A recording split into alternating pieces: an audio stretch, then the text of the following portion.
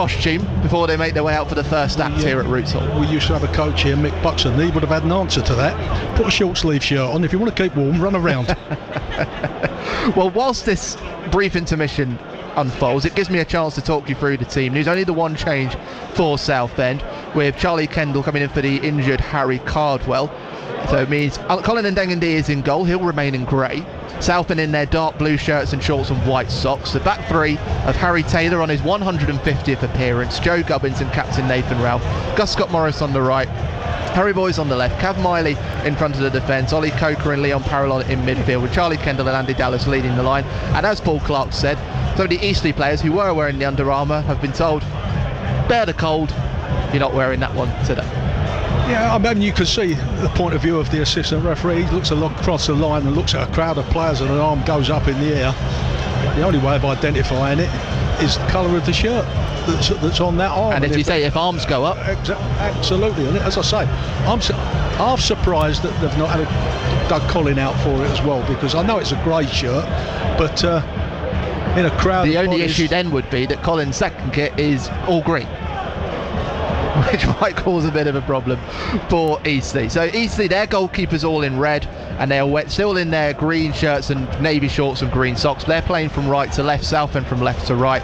3 changes for Eastleigh from their 4-1 defeat against Aldershot. Townsend in goal, back three of Humphreys, Fernandez, Giles, Spears expected on the right, Harris on the left, Cousins and Lundstrom, Cousins the captain in midfield, Evans expected in the number 10, with Blair and Saunders leading as the referee kicks us off. Paul Clark. It's a good job we've got really bright floodlights then to pick out those subtle differences in... Oh, hang on a minute. Paul Clark's grievances with the floodlights continue. Southend winning possession back. Only because they used to be so good. I don't know if any renovation... I think there has been work on the floodlights. So Lloyd Humphreys winning the ball for Eastleigh. He's poked it forward, and Blair trying to get there ahead of Ndengendi, but he gets there first. His kick will stay in, and Andy Dallas will chase this to the right corner, puts it straight into the penalty area, bounces beyond Kendall, but he's able to turn, but his pass into Scott Morris has an interception from Humphreys, and Eastleigh able to clear their lines, but they lose possession in their own half. Gubbins out to the Harry Boyes on the far wing, Southend from left to right, pokes it to Parallon, cuts in field, will drive at the penalty area into Andy Dallas, gets a 1-2 into Leon Parallon, poking it towards the bottom left corner, but the goalkeeper Townsend straight down to his left, and a minute on the clock. Southend with their first shot on goal, 0-0. Yeah, it's good touch from Harry Boyes in the first instance, and then Parallon just running at defenders, and great little one. I love seeing that little 1-2 around the edge of the box as it's flicked on for Eastleigh. Eastleigh trying to turn away. Blair is poking it into Saunders in the penalty area, shoots in, and it's straight at Ndengendi. Nathan Ralph looks at the referee. Sam Mulhall wanting a foul following the challenge of Aaron Blair to win the ball, but the referee waving that away. Yeah, he said to Nathan Ralph, he said, well, you were pulling him first. Just prior to that, by the way, that attack for Blues. What a great starting position from Colin, and a good clearance as well. Eastleigh looking to start brightly as they move it quickly to the left. Harris on the outside of the penalty area, whips it into the penalty area, but Gubbins clearing away. Cousins in the middle of Southend territory wins it back for Eastleigh, and that's Spears on the far side. It is a back three for Eastleigh. It's Fernandez on the right of it, Humphreys in the middle, and Giles on the left. Yeah, lazy defending from Gus Scott Morris there, just didn't go with his man at all. Here he is again. It's played from right to left. Harris hugging the left wing, whips the cross into the middle. Blair trying to get there, but it's just beyond him as he looks for an 11th league goal of the season. It eventually bobbles out for a throw-in on the far wing. And we've had 2 minutes 17 seconds, and it feels like we've had a whole match worth of action already. Great delivery from Archie Harris. A good ball knocked out wide to him, and again Gus Scott Morris got sucked in underneath, couldn't get anywhere near him, but before he got a chance to get back, Harris whipped it into the box, and the lad wasn't a million miles away from getting on the end of it. Throw in by Southend down their left wing. Parallon attempts to head into the path of Dallas, but Eastleigh intercepted, and Blair again gets to the ball ahead of Nathan Ralph, trying to turn away from the far corner, but Nathan Ralph intercepting. And Southend back in possession. Parallon into Boyes, who bring Dallas into the game. Has to go back to Ralph, but there's an overlapping run. If Kendall can get it into Boyes, it would have been a clear on for Harry Boyes, but the intervention of Humphreys for Eastleigh ensures the Spitfires win possession back. Townsend launching it straight down the middle. Saunders able to head it forwards, but Ralph will get there ahead of Blair this time. Back to Ndengendi, whose kick is met by the head of Nathan Ralph. Southend able to get a little grip on possession.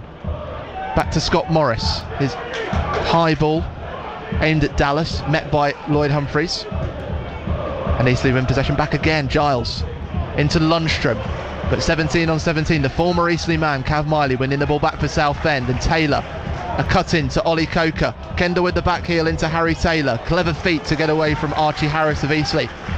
Scott Morris looping this behind the defence for Charlie Kendall to chase, but he's offside. Cav Miley has stayed down in the meantime, and he's holding his right leg. Hopefully it's just an impact, but he is walking away. It does look uncomfortable though, Paul Clark. Yeah, as you say, I think it was impact, and he's just going to try and run it off. He's just had a word with the referee, and it looks just like a knock. James Morton and straight out to warm up. But some nice touches from Eastleigh. As we was, applauding Southend for the little 1-2 round the edge of the box, where the shot from Leon Parallon, it was just on the outside of his right foot and he couldn't get any real power on it. But they've played a couple of nice little passes as well. Well, by no means the worst away travellers in the National League. They're 12th best, 4 wins, 4 draws and 6 losses in their 14 games. And they are moving the ball about nicely at Roots Hall. 4.5 minutes in, Southend United 0, Eastleigh 0 here on BBC Essex Sport on all frequencies. There's a bit of one-touch passing from Spears, but it's won by Southend. Parallon trying to win the foul off Fernandez, but Fernandez making the challenge, and Eastleigh able to get it to Lundstrom, but Miley muscling away, but he's given the foul away now according to the referee Sam Mulhall. Far side of the centre circle, just inside Eastleigh's half. Free kick to the Spitfires. Yeah, he was wrong side of him, and he's tried to wrap around him, and then he's crawling over his back, and the referee let it go because he thought the lad might get away from Cav, but once he didn't, then he brings it back for the foul just as Cav thinks he's winning it. Well, Eastleigh attempting to gain a few yards. They put the ball on the Southend area of the halfway line, and they'll be allowed to take it. Humphries with a high ball from right to left of this near-wing. Fernandez winning the header in the penalty area, flicked in field by Lundstrom, but Parallon intercepting in his own penalty area for Southend. But Eastleigh win it back in the final third. This is a clever move from Eastleigh. They're through. Lundstrom saved. Might be a follow-up on the volley. Good Fernandez save. A double save from Colin and Dangandy. Southend statuesque as Kieran Evans ghosted his way through. Lundstrom on his left shoulder. Ball falls to him. He takes the shot against Dangandy, who pushes it away. Fernandez with a half volley inside the penalty area. And Colin and D saves again. Corner kick to Eastleigh. Well, he did brilliant on the first one because the lad had him 1 against 1, and he stood up and waited for the lad to commit. Got down for the first one, but then showed great awareness to get up and get across for the second one as well.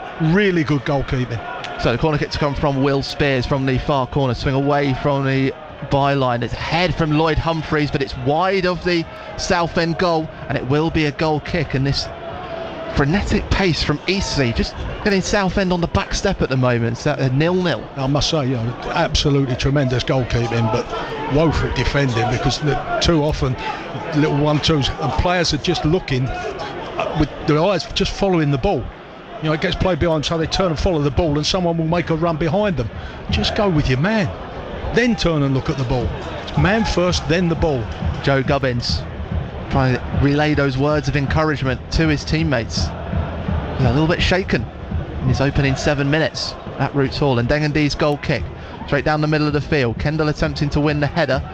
Fernandez getting there first, and Lundstrom's able to poke it down the left wing. Blair attempting to chase, but Southend's Gubbins getting there first.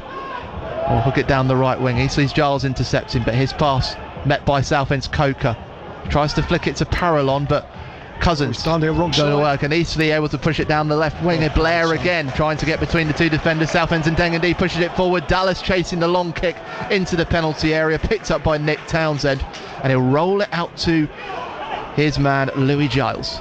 Great starting position again from Colin and Dangandy, and again just as well, because defenders are getting really flat and they're trying to keep Eastleigh in offside positions, but they just get the timing all wrong at the moment. Gubbins winning a header into Parallon. Eastleigh forwards are getting the timing right. Miley and Boys exchanging passes on the left wing on the far side in front of the west stand. Parallon back to Nathan Ralph. Gubbins keeps it moving to Harry Taylor, the 150 appearance man today. Coker wants to thread this down the right wing for Kendall to chase, but Louis Giles, the Wales under 19 and under 21 player, reading it. It'll be a throw in for Southend, about 5 yards from the byline down the right wing on this near side, and Scott Morris will want to take this one. Looks like it'll be a long throw because Gubbins is going up. Southend United 0, Eastleigh 0, but 4 shots on goal from the visitors already. Goes short to Coker. Oh, that's 1-2. Scott Morris lifting this towards the far post, and the keeper has to punch it away because Dallas was right behind him. Miley keeping this alive. Back into the penalty area. Dallas attempts to get a toe on it. Now there's going to be a corner kick. The fans in the North Bank temporarily called for a penalty, but Dallas doing good work to ensure that Townsend and an Eastleigh defender pushed the ball over their own byline. Corner kick for the Blues. Yeah, Cav Marley doing well on the edge of the box as well to recycle that, because it looked like Eastleigh had seen out that first challenge and the ball was about to be clear, but Cav managed to recycle it, put it back into a dangerous area. Harry Boys with the corner kick from the left wing far side. Swings away from the goal. It'll be Scott Morris, but he gets his lines all wrong and hashes the volley, and Eastleigh's Humphreys able to clear. It's high ball, not met by Blair, and Miley and Boys able to bring it back into possession, although they were tried to be a bit clever and ended up with Lundstrom putting pressure on them, and Deng and D had to be sharp as Saunders was sprinting to ensure he could keep track with the ball. But Taylor and Gubbins bring the pace down, much to the relief of Southend and to my voice. Boys infield to Parallon. This is Southend in possession. Gubbins edge of the centre circle in his own half. To the right wing on this near side, Harry Taylor. Well, it's a call from Dallas, but into Scott Morris on his outside. Now it's threaded to Andy Dallas. There's a gap between Giles and Harris. Dallas, right side of the penalty area. Cuts inside Harris, onto his left boot. Puts the cross into the far post. Parallon's there with the header. Heads it into the penalty area. Might fall to Parallon again. Takes it under control. Still Southend in possession. Parallon turning into the penalty area. And Charlie Kendall with the touch in the 6-yard box. But turning away. Couldn't get control. And Townsend able to pick it up for Eastleigh, who throws it straight away to Archie Harris, the Bournemouth Academy loanee. Put it into Saunders, but the lines of communication go awry, and Southend's captain Nathan Ralph steadies the ship. Yeah, it's just as well they've messed it up as well, because it was the 3 against 3, because now this is Southend on the attack again. Parallon pushing forwards. He had Scott Morris in loads of space on his right, but Lundstrom tackling the number 19 for Southend, and Eastleigh again moving out quickly to this left wing. Evans has to turn back into Cousins. Tell you what, it's going to be a great battle down this side. Gus Scott Morris and Archie Harris, both attacking fullbacks. They've got to pick the time when to go, and they've got to pick the time when to defend as well. Easy given the ball away, but Dallas loses it to Fernandez. A big tackle from Fernandez into Lundstrom, who can push it out to the right wing. Spears, right side of the penalty area, tries to pass it into the penalty area, but Southend's Nathan Ralph intercepting, and Boys able to come away.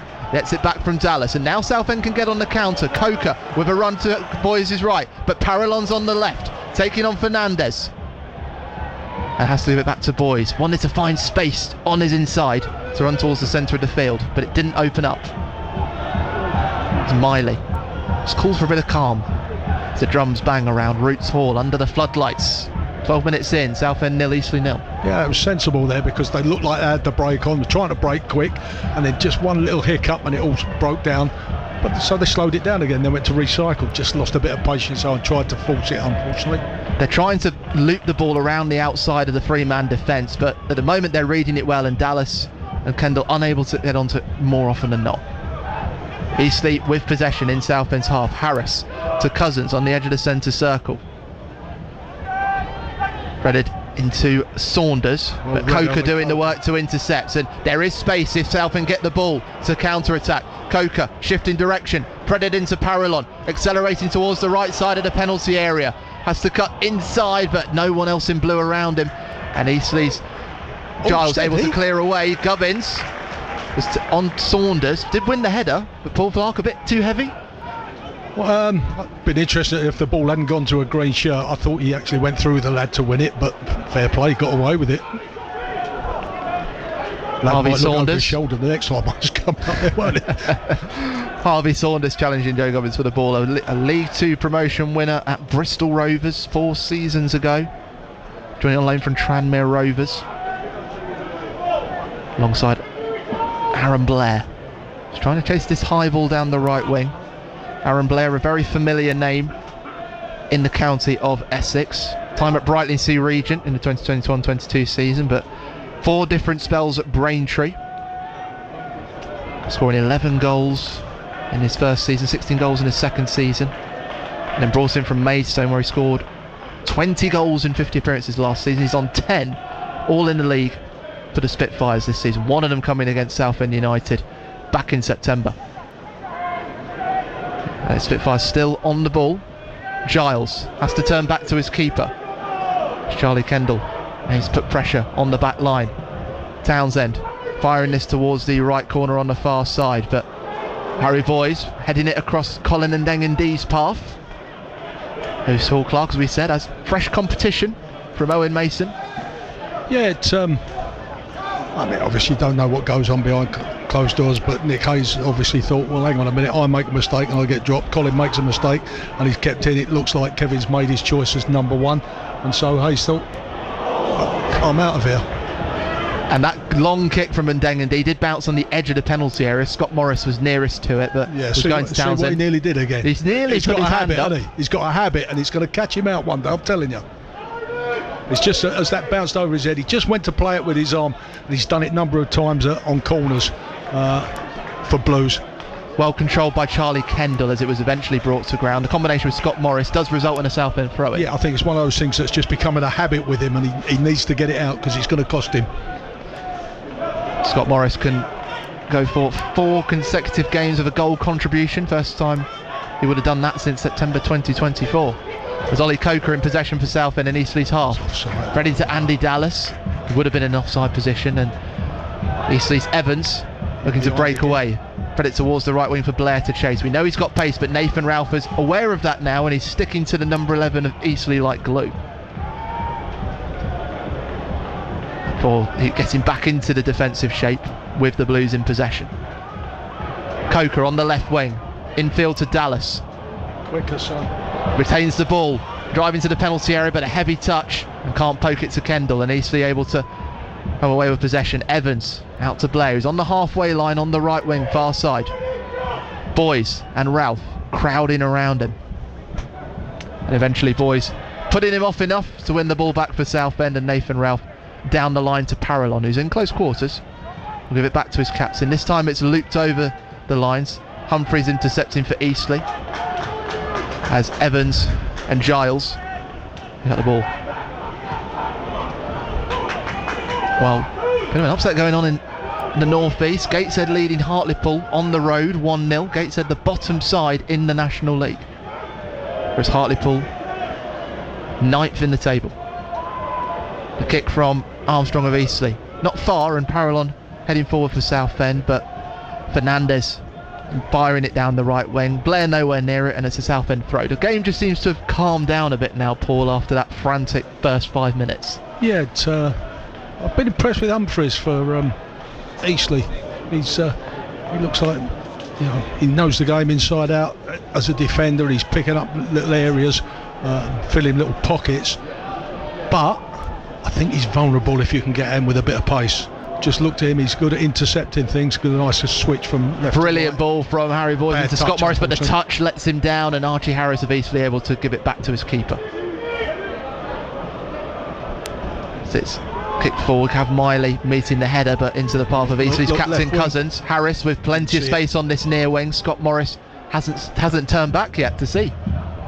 As I say, Gus is really willing to run forward as quick as he can. He's sometimes a bit reluctant to run back the other way. Consistency is the name of the game.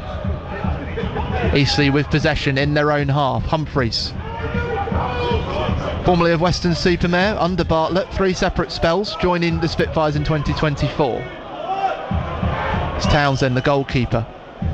Again, pings it to the right wing. Southend's Nathan Ralph with the header. Will go out just shy of the halfway line in Southend's half on the far wing, so Eastleigh with the throw.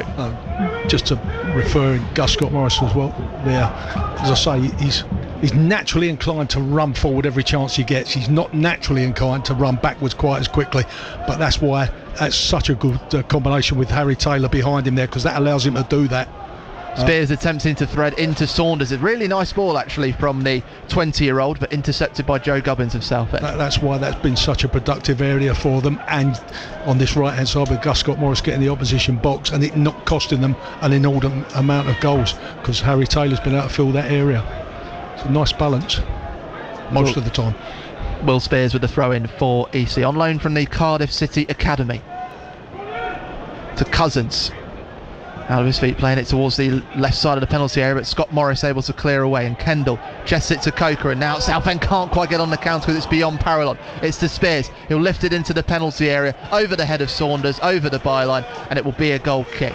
Yeah, it wasn't the greatest ball to Parallon, but listen, I might be looking for things that aren't there, but looked reluctant to stretch out for it a little bit, as it, I think it was Ollie Coker hammered it at him and missed him by a yard, but he kind of went to go and then pulled back, so maybe he's just nursing it a little bit.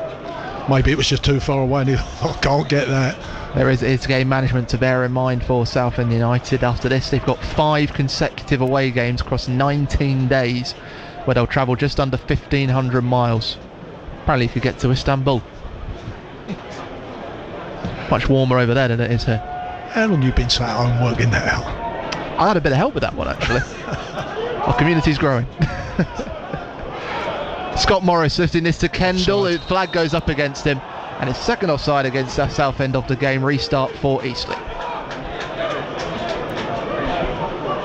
BBC Essex Sport. 20 minutes in at Roots Hall. Southend United 0, Eastleigh 0 in this National League game. Warren Muggleton, former Blues player and manager, Paul Clark assessing the action. You say it seems to have settled. The game seems to have settled down. It looks like both sides have kind of got to grips with what the opposition are doing now and keeping that little bit tighter. It's not as free flying as open it was in that first sort of harem scarum opening 10 minutes. They're kind of negating each other. Straight out on Southend's right wing. Scott Morris firing a missile down the right wing for Andy Dallas to chase, but Humphreys guiding out. He's actually a midfielder by trade, it's Lloyd Humphreys, but he's been playing in this back three for the last couple of games.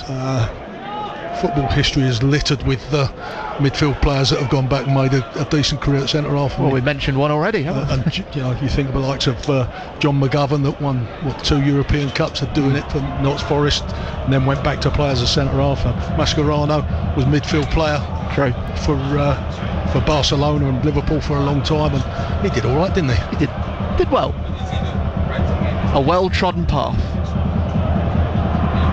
Townsend with the goal kick for Eastleigh to the left of the centre circle. Miley able to get something on it and sit Southend back in possession. Boys picks it up in the centre circle, out to Kendall on the left wing, but Fernandez of Eastleigh pushing him back.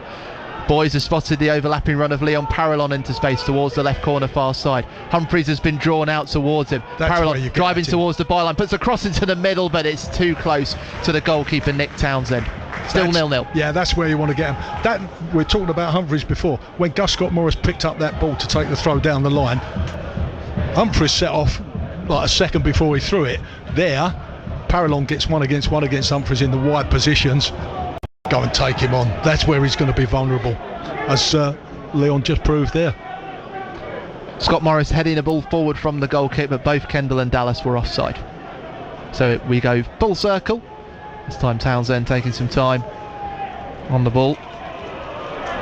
The 31-year-old joined from Newport over the summer, won League One playoffs at Barnsley, club where Andy Dallas is currently on loan from. He will be here till the end of the season, as Eastleigh's move is intercepted by Southend's Harry Boys, and Coker gets his head up and finds Scott Morris. He's the edge of the D, has an overlapping run from Andy Dallas.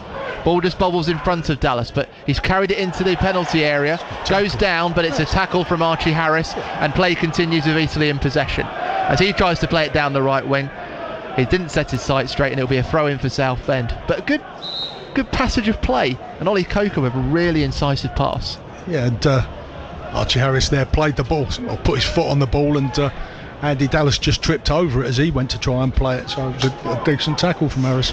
He just couldn't find the ball up the line then. But again, it was a case in point. As you can see, as soon as Coker won it, Gus Scott Morris, that's it, I'm going, and got on his bike straight away. So effective. From the throw-in, Leon Parallon making a run down the byline towards the right wing. Back to Scott Morris, puts the cross into the far post. It was for Gubbins, but Giles intercepting. Miley able to win it back for Southend. Has to poke it out to the left wing. Saunders just holding up a moment. It's fallen to Blair, but he won't get past Joe Gubbins. He continues to make a strong case for himself in this Southend defence. As Taylor collects the ball from Boys, and we go back to the keeper. Very strong stuff from Joe Gubbins. Said after the York City game, we don't fear anyone. Maybe Southend could starting to show a bit more courage going forward in these last couple of minutes, as Nathan Ralph Carries it midway for Eastleigh territory down the far wing. Into Boys. Parallon infield, into the penalty area on the left side, wants to put it into the middle, checks back, can play the cross into the far post. Dallas with the header, but can't get it straight. There's a follow up, and it is 1-0 to Southend United, and it's Charlie Kendall who scores his first goal since the first home game all the way back in August. Persistence and patience have been the name of the game for Charlie Kendall in his recovery, but it was instinctive and pouncing on the ball in the 6-yard box that was needed there. And Southend find the breakthrough after 24 minutes. Southend United 1, Eastleigh 0. What good play again on that left-hand side from, sure it was Parallon out there. Stood the defenders up, got them static.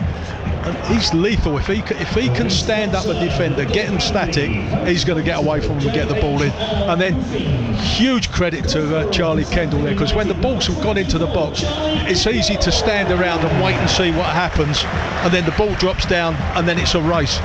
He'd already gone. You know, everybody else is standing around waiting for the go.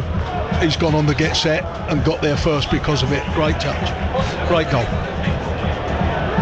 Well, Charlie Kendall having to wait for his moment amid his injury struggles and battling to get back into the starting 11. Well, amid the injury to Harry Cardwell, he's grasped his opportunity with both hands and quite literally pounced on it to poke the ball into the right corner in front of a jubilant North Bank here at Roots Hall. It's the way you score goals in the 6-yard box. You gamble. You just gamble. Go and attack the space, and if the ball comes there, you'll be first. If it doesn't, it's down to somebody else. First career goal for Charlie Kendall against the Spitfires, as Leon Parallon wins a foul from the visitors just on the edge of his own penalty area. Be a restart for the Blues. Yes, and you did mention there the work of Leon Parallon. Again, I mentioned the word courage. Actually, having no fear, having that courage, and that's what Leon Parallon's had, carrying the ball to the byline, the composure to check back and lift it into the middle. A bit more, maybe a bit lower. Andy Dallas would have headed it in, but as you say, Charlie Kendall in the right place. It's a great skill to have that he's got. It's not blistering quick over distance, but lightning over the first couple of yards. And as he did there, if he can get the defender to stand still and then move it again, he's going to get away from him every time. He does it brilliantly. Cav Miley, and now Southend feeling confident. Parallon out to Ralph, but can't keep it in on that left wing, and it will be a throw-in for the visitors. And they will go hunting for that second goal now, Southend United. Spears, his pass down the wing, intercepted by Southend's Nathan Ralph. Harry Boyce wanting to pass forward, but has to go back to Nathan Ralph. Joe Gubbins inside his own half, will go all the way back to the keeper. It's Kevin Mayer. I would say slightly more relaxed than he was before, but at 1-0 it's never comfortable in the National League. Gubbins has carried the ball over the halfway line and a fair way.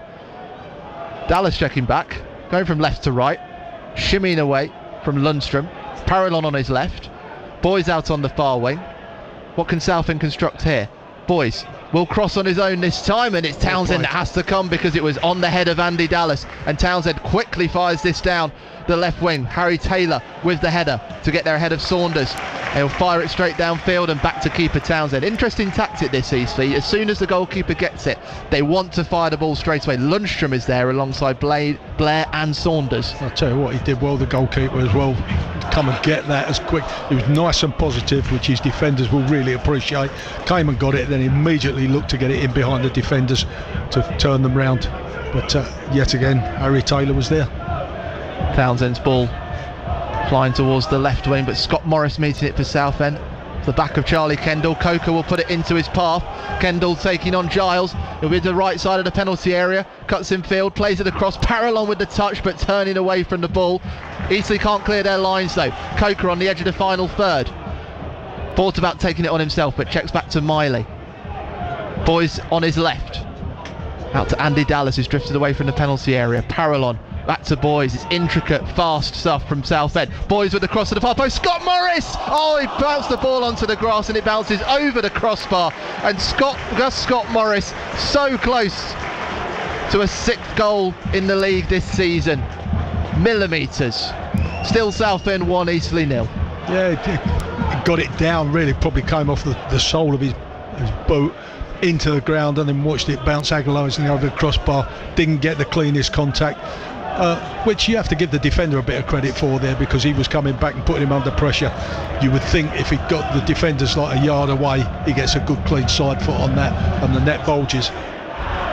Gus Scott-Morris, joint top scoring defender in the National League.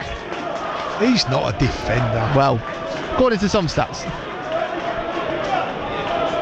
based on what you said before, I'd agree.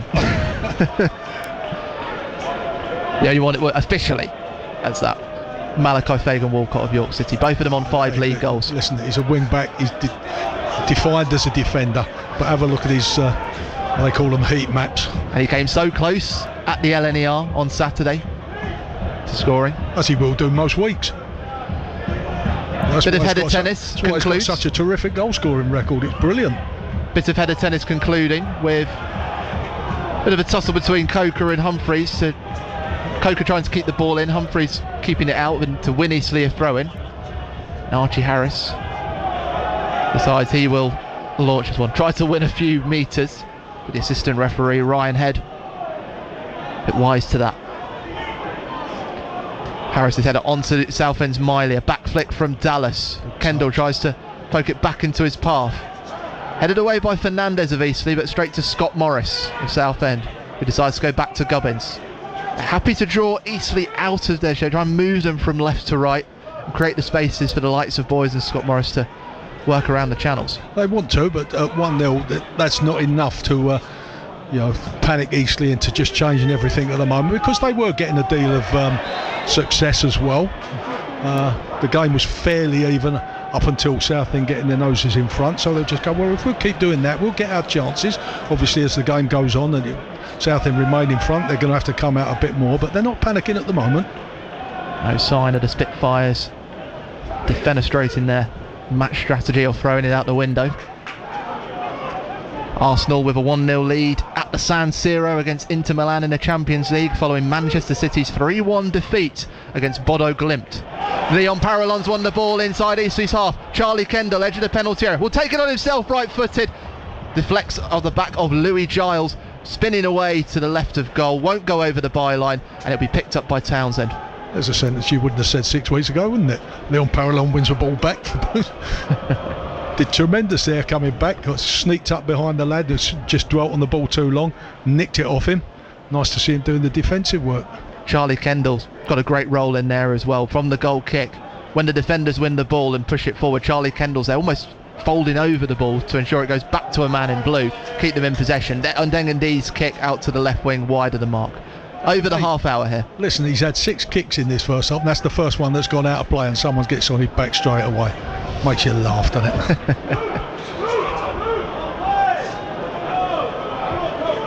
Tottenham Hotspur with a 1-0 lead over Borussia Dortmund at the Tottenham Hotspur Stadium in North London. Good news for the north of the capital. And a game at Meadow Lane between Boreham Wood and Scunthorpe United, and it's the Iron leading 1-0. It's the 2 playoff winners of National League North and South respectively who've been done ever so well this season. Southend, let's put pressure on them. Eastleigh in the meantime been working the ball from right to left across their defence. Louis Giles in possession for the visitors. Sorry, at the start of the game there was an awful lot more movement along the front line for Eastleigh. The forwards in those central areas were making the diagonal runs into the channels in behind the full-back positions when they had it in their defence and midfield. That seems to have just quietened down a little bit. They're much more static up there as one gets knocked over the top, but Nathan Ralph toes it back to Colin. Good cover from the Southend United captain. Could have done with a bit short to Taylor, and he goes, no, have another go at it. And he might do. Take 2 for Ndengendi. Lifted out to the left wing where Nathan Ralph has advanced to midway through his own territory. Southend United 1, Eastleigh 0 after 32 minutes here on BBC Essex Sports. All the scores, of course, also on the BBC Sport website. Kevin Mayer saying before today, we know the test that Eastleigh will keep bringing the energy. That's what the message to the fans, the players. That interview on the club feed on BBC Sounds. Easy to find. Just go to BBC Sounds, search Southend United, and you'll find it all there. Ollie Coker guarding the ball to Scott Morris. Decides to poke to Gubbins, but he got ahead of Blair, and that gets the applause of Kevin Mayer and the fans around us. Nathan Rowell to Boys on the far wing. Yeah, it was a great first touch from him, because as you say, Blair was steaming in to put him under pressure, and his first touch just took him past him and bought himself time. Yeah, Joe Gubbins has his best win percentage against Eastleigh, 100% in his career so far, 3-3.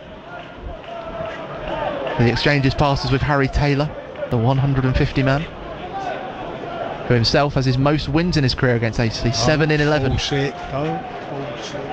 That'll be a throw in for Southend, but Miley and Lundstrom, the 217s on the pitch, having an eye-catching battle out there, Paul Clark. Yeah, that's a good battle, and there it sort of gave Joe Gubbins a few problems, because Lundstrom was sticking close to Cav Miley, so he couldn't pick him out, and the longer he had on the ball, the less options he had, Joe Gubbins. He wants to just play it safe side of Cav Miley, give it to him, say right now give it to me back. That pulls Lundstrom out there, then opens up hopefully a hole for Dallas maybe to come short and get it. Taylor's attempted to find Parallon. The touch from Giles is not right, and Leon Parallon able to sneak in for Southend. He'll drive towards the penalty areas on the right side, pokes it into the middle, looking for Dallas, but met by Giles, who makes up for his error. The clearance as far as Cav Miley, edge of Eastleigh's final third on this near wing. Southend attacking from left to right. One touch passing. Scott Morris lifted to Parallon in the penalty area, carries it into the penalty area, wants it on his left foot, but Lloyd Humphries with the touch. Harry Taylor's won it back. Dallas! So keeper with a save with his right leg to stop Dallas, but Scott Morris on the follow-up, right side of penalty area, and it's cleared away by Eastleigh once again as a low drive was placed by Scott Morris. Goalkeeper Townsend's got up, but he's limping on his right foot. Probably got a couple of studs on his boot. Scott Morris crossing into the middle, Humphries with the chest for Eastleigh, and Cousins clearing away. But three big moments for Southend, and now the keeper Nick Townsend down on the ground holding his right leg. You'd expected Dallas to do better from there. He's got himself into a shooting opportunity, and essentially he's just kicked it. There's no guile about it, or tried, dummy the goalkeeper and slide it underneath him, or showed it go underneath him, lift it over him. He's just kicked it in the general direction, and it was a fairly comfortable save. A little bit disappointing that. Andy Dallas hasn't scored since the end of October. The 2-0 win against Brackley Town here at Roots Hall. Picked up an injury, of course, against Forest Green Rovers, where he had been starting regularly. It's a theme with strikers here at the moment, they're picking up injuries. Harry Cardwell with his calf injury. Charlie Kendall had a long spell out. Long time, exactly. Yep. What could you put it down to? Is there something you can put it down to? Was it the mysterious ways of the footballing world? Yeah. There's nothing. It's not like they're all coming off with the same sort of injury, or so anything you can point out that they might be doing wrong in training or anything like that. The disappointing thing, I guess, is the amount of time that they are out. You can expect people to pick up niggles and whatever, and often to play with niggles, but they come out and everybody seems to be out for ages. I'm looking at the players who are taking a break, taking some water on. Harry Taylor popping his cheeks out a little bit. Has been a fast-paced game at Roots Hall in his first 35 minutes, with the Blues leading 1-0 thanks to Charlie Kendall's toe poke into the bottom right corner. Well, it's pleasing because both sides are playing quite an awful lot of 1 and 2 touch, especially in and around the final third, and it's hard work when you haven't got the ball when the opposition are doing that, and if you then try and do the same to them, then it gets a bit tiring both ways. Southend United, that goal for Charlie Kendall, their 15th scored in the first half of a National League game. Majority of their goals come in the final quarter or in stoppage time. As the players make their way out, Townsend has received treatment and will get play restarted. Southend United side with the best home defence in the National League. 6 goals conceded in 11 games. The only other side with that record is Halifax Town. And actually we've seen the least amount of goals scored at a ground here at Roots Hall. Only 23, now 24 have been scored. The only other team on that record is Braintree Town. But hopefully we'll see more from Southend here. And thereby hangs the tale of they are where they are, because defensively they keep enough out, they just don't get enough at the other end. Play restarts with Townsend's kick. Miley meeting it for Southend, but Eastleigh win it in the edge of Southend's final third. Ralph for the Blues into Boys, who's able to hook it away. As Fernandez lifts it into the air, it's Parallon who's there first. He's on the left wing. Inside Spears. Boys on his outside, left of the penalty area. Wants to take on two players, but walks into a wall of green. And Spears able to break away. Eastleigh looking to counter through Evans, but referee pulls it back for a foul on Spears. It'll be a free kick for the visitors. 5 yards out, 10 yards out from their right wing on the far side, 25 yards from the byline. Yeah, I think the Eastleigh lad was pulling them back as they tried to break away. And when they didn't get cleanly the way, the referees pulled it back and said as this diagonal gets hit in behind. Lloyd Humphreys into Harris. Might sit up for Harris, so Scott Morris has to push it into the seats in the east stand to my left. It will be a throw-in for the visitors. Sorry, well, fair play to Gus there, because that time he had tracked Harris all the way back, and so it ended up as a 50-50 ball. Much better defensive work from Gus Scott Morris. When there's every chance the ball's not going to come there, but you still have to go with the man just to make sure it doesn't come there, and if it does, that you're in there competing, which is exactly what he did. There'll be a throw-in for Eastleigh. Inter Milan have equalised at the San Siro, 1-1 against Arsenal. Harris with this throw-in from the left wing on the near side. It's a looping throw, it won't find the edge of the 6-yard box, and Scott Morris of Southend able to head away, and he pushes the Spitfires back to 35 yards from the byline. Yeah, Trey's description might have words about calling that a long throw. Yes, didn't quite fit the Tom Tonks description of Tamworth. Archie Harris. Another long throw, this time looking to get Evans on the attack, and Evans has gone down. He's went down on the edge of the penalty area.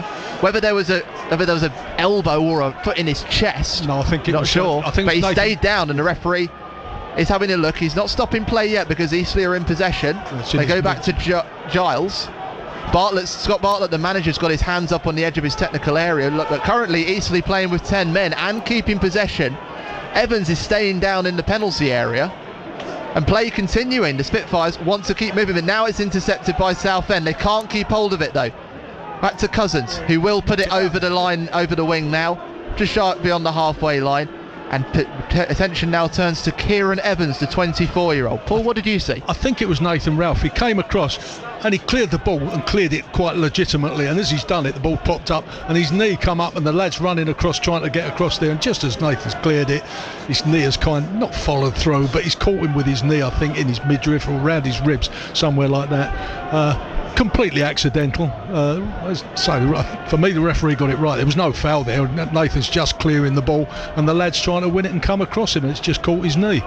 Just one of those that makes you go, oh, it'll hurt. Pulls out the noises from the crowd. He's sitting up now, Kieran Evans. Gets a word from Nathan Ralph as well. Man, he joined from Cardiff City in July, formerly the Academy. Spent time at Gateshead, won the FA Trophy with them in 2024. Nathan's just got him whispered here, gotcha. Well, we know Nathan there's nothing by half measures at all. He's a fairly committed little competitor, isn't he? Yeah. I mentioned Harry Taylor being on 150 appearances. I tell you, Nathan Ralph's not far away from 200. He's on 198 now for Southend. That'll be 2 then, will it? I think so. The maths checks out with me, Paul Clark. Who says footballers are thick? Everybody. Good to have you back, Paul. Still 1-0 to Southend United. 3 minutes of normal time left in this first half, but I suspect we're going to have a minimum of 4 minutes or so stoppage time for the treatment to the referee of it, not the referee, but the goalkeeper of Eastleigh, Nick Townsend. Referee overseeing all of this, I should say. And Kieran Evans, who's now walking away, and Eastleigh currently playing with 10 men before number 7 for the Spitfires will be allowed back on the field. It was a throw-in for Southend, who gave it straight back to the Spitfires, and Lloyd Humphreys again pokes it out to that left wing, asking Harris to chase, but too much of an arching run needed to get near that one, and Scott Morris had it covered. Yeah, didn't get enough angle on it. Needed to leave it outside the penalty area for Harris, who had made the run yet again and had got away, but the ball wasn't good enough to find him, and it just rolled through to Colin. Bartlett roars to the referee to get Evans back on. He jogs out onto the field, and we are back to 11 v 11. Nathan Ralph lifting this into Leon Parallon, who controls it down the left wing on the far side. Again, cuts inside Fernandez. Wants to play it across into Scott Morris. The ball will bounce, and it was actually really well done. Yes, Harris heading that into the path of his keeper, Nick Townsend. He rolls it straight out. Sorry, I think he actually played it back with either his chest or his stomach, because he knew he had Gus Scott Morris coming behind him, but he got around in a great covering position, made sure he got in front. Exactly what we were talking about before the game, and then just a soft touch back to his goalkeeper. Good defending. Really good to see Archie Harris actually out on the field. Had a really bad head collision with Jean Bellahuan of Scunthorpe United back in September, and he was hospitalised with that, but only needed to spend a couple of days in there, and he was out playing by mid-September. The accident happened beginning of September. He was back playing by the time Southend visited the Silver Lake Stadium. He's continued to be a regular in the side. 23 appearances in the league for the Spitfires. Yeah, it's a great battle between him and Gus Scott Morris, because they're both trying to take each other the wrong way. Coker's managed to sneak in on the edge of the penalty area. Scott Morris with the first time cross aimed at Kendall, but cleared away by Eastleigh's Humphreys. Miley will guide the ball back to Joe Gubbins as the referee prepares his board to show us how much stoppage time we will get. 20 seconds left of normal time. Blues 1, Spitfires 0. Looks like six, I think. Looking like 6. Paul Clark. We'll see what is shown by the fourth official, Adrian Tranter, keeping warm with a black bubble hat on, as Gubbins plays it across the penalty area to Colin and Dengan-D. And it is 6 minutes. Well done, Paul Clark. But you get bingo at some point. Gubbins. It's like the lottery numbers. I'm really good at picking them on a Sunday morning when I know what they are. What a talent. Gubbins into Dallas, who's in the middle of his own centre circle. Pushes back to Gubbins. Gets his head up. Decides to lift it towards the right edge of the penalty area for Scott Morris. Harris there with the header for Eastleigh, but straight to Southend's Coker. Southend on the attack down this near wing. Scott Morris infield to Taylor. Coker back to Scott Morris. Wants to drive to the edge of the penalty area on his right foot. Out to Dallas. It's off his back. Kendall follows up. Dallas will get there. As he's offside, the flag goes up from Ryan Head. Andy Dallas thought he'd scored for the first time since the end of October, but the assistant's flag denies him. Charlie Kendall had managed to get a header on goal as the ball deflected off the back of Andy Dallas. He was inside the 6-yard box, but the header was down, and Andy Dallas decided to have a poke at it, but in the offside position, and it's still 1-0. Yeah, can't be 100% sure. I think Dallas got a touch on the first one, and it was off his back, and then it came back, and then, as you say, Kendall went in, and Andy Dallas's momentum had carried him into that offside position. Only one defender had gone round him. Keeper had come out and missed the punch, and so yeah, he's offside.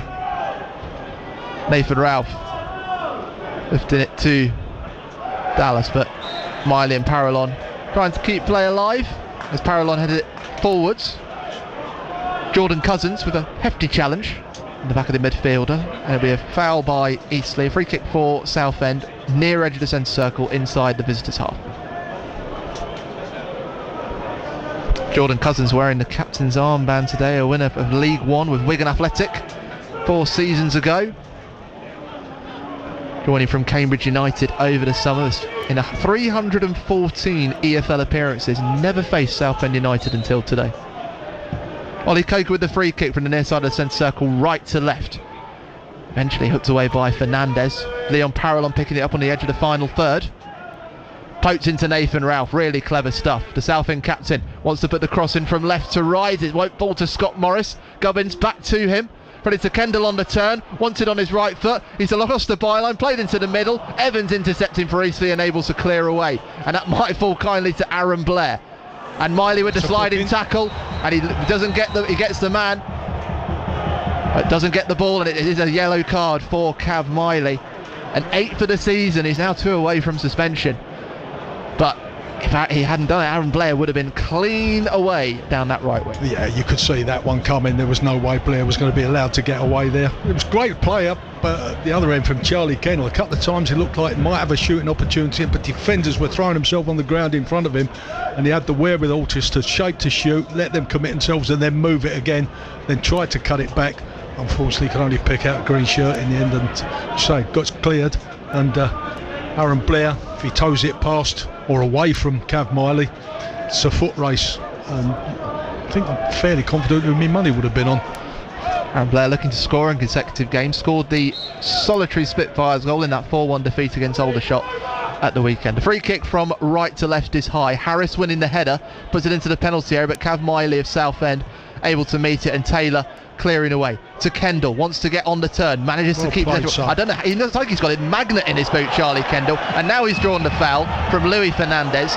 Magical work from Charlie Kendall to keep Southend in possession. Yeah, he did so well. Crowd are up in arms, and the staff, they want a yellow card on Fernandez, and now Gus Scott Morris is going to get a talking to because he was trapping off as well. Oh, and now Cav Miley's push Harvey Saunders is a bit comical in the middle of Southend's territory. Cav Miley looking to line up the free kick. Harvey Saunders, the Eastleigh forward, in a claustrophobic proximity to the midfielder. He must have and been. Cav Miley says, "No, I'll push you away." He must have been on the weights over Christmas then, Cav Miley, because he barely touched the lad. So for him to go to the ground like that, and I say Gus Scott Morris got spoken to because he's gone to the referee demanding a be cautioned. In all of that, great play from Charlie Kendall. When that went up to him, he had a good first touch, and then they were all over the back of him, pushing him, digging at him and whatever, and he still managed to keep hold of it, and eventually the only way they could win it off him was giving the foul away. Gus Scott Morris getting spoken to again. Another word from Sam Mulhall.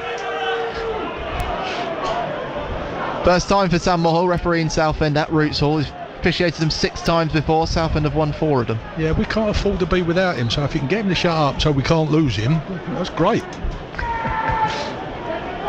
So Colin and Dengan-D lining up this free kick. Well, what a score at Meadow Lane in the National League. Scunthorpe leading Boreham Wood 3-0 on their own turf. We thought the wheels might be coming off a little bit for Scunthorpe United, but it just shows how closely contested National League promotion chase is at the moment. Meanwhile, Brackley Town leading 1-0 down at Truro. Managed to avoid postponement amid the gusty weather on the southwest area of the country. Yeovil Town against Aldershot Town was postponed due to those conditions, and as we said, Hartlepool United down a goal against Gateshead, with the Blues leading the Spitfires 1-0 here on the south coast of Essex. Saunders winning the header for Eastleigh. Blair tries to get onto the edge of the penalty area, but Harry Taylor of Southend allows the ball to run across his body. A little back flick to get away from Harris, and that gets the applause of the Southend fans. Composure from Taylor. Back to Ndengan-D, who fires it downfield.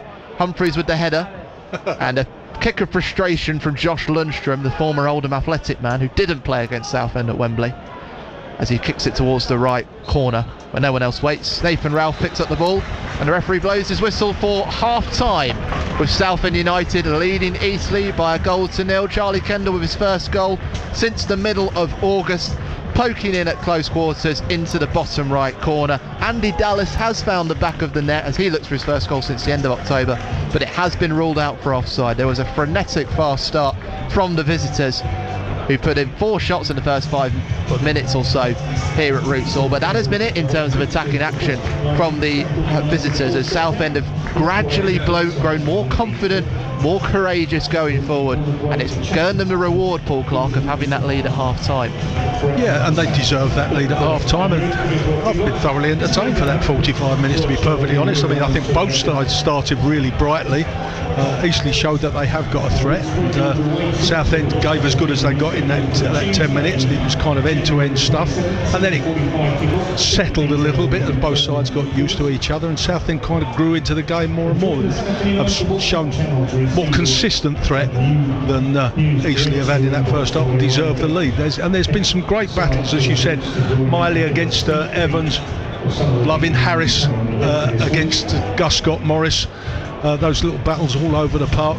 But as I say, thoroughly entertaining 45 minutes, and Blues deserve to be at least one in front. A little bit of fortune, it could have been even more, but like I said, got to come out with a bit of respect in the first half. And by that, I don't mean sit back and go, well, we're 1-0 up, we'll sit back and we won't commit as many men as. Keep doing what you're doing, but just be aware, keep the back door locked. Throw bodies forward as much as you like, be really progressive going forward, but the people defensively, while it's up the other end, keep switched on, because these have got enough to get themselves back into the game. And if they do that and mind their work, there's no reason why they can't go on and score more goals and make it a much more comfortable victory. What better way to spend a Tuesday evening? Paul Clark, thank you very much. We'll be back for the second half. Victoria Polly's alongside us, soaking up the Roots Hall atmosphere, ready to take your messages and give you the scores at half time. You can send us a message on X at BBC Essex Sport, or text 81333 or WhatsApp 08000 321 333. Start your message with the word Essex. Eastleigh get their nickname, the Spitfires, from the area's rich aviation history, and it's been like a bit of a dogfight out there on the field at Roots Hall. But it's a flying strike from Charlie Kendall that's the edge as we go in for the break. Half time, Southend United 1, Eastleigh 0. Play BBC Essex. Stop asking your toaster to play BBC Essex. You need something way more intelligent. Like me. All this week with me, Sonia Watson, at breakfast, you could win a smart speaker to make listening to BBC Essex even easier. The phone lines will open when you hear the smart speaker say, "Wake up and win a smart speaker." Tune in to breakfast every weekday to find out more. You must be 18 or over. Full terms and privacy notice at bbc.co.uk/win a smart speaker. Win me and I'll play BBC Essex. And I'll never burn your toast. BBC Essex Sport. Evening to you, Victoria Polly with you on BBC Essex Sport. It's 8:41 and at Roots Hall here at half-time, Southend United lead by 1-0. Charlie Kendall bundling in to put Blues ahead with 25 minutes on the clock. If you want to react to that first half, 81333 on the text, 08000 321 333. Start your message with the word Essex to let us know your thoughts. Remember, we're on air until 10:30 tonight for all the reaction. Let me just run you through the latest scores from elsewhere and what's already been going on today. Earlier on in the Champions League, it finished Bodo Glimt 3, Manchester City 1. Manchester City also had Rodri sent off in that game. Latest scores from the 8 o'clock kickoffs. It's Inter Milan 1, Arsenal 2. Jesus with both goals for Arsenal in that one. Tottenham lead Borussia Dortmund by 2-0. Borussia Dortmund down to 10 men. Dominic Solanke back on the score sheet for Spurs. In the FA Cup, it's Salford 1, Swindon Town 0. That's a half-time score. Championship, Charlton 0, Derby County 1, Coventry 1, Millwall 1, Ipswich 1, Bristol City 0. Goalless between Oxford United and QPR. Preston 0, Hull 2, Sheffield Wednesday 0, Birmingham 0, Swansea 1, Blackburn 1, West Brom 0, Norwich 1, and goalless between Wrexham and Leicester. That was an 8 o'clock kickoff. Half-time score in League 1, Stevenage 0, Bolton 0.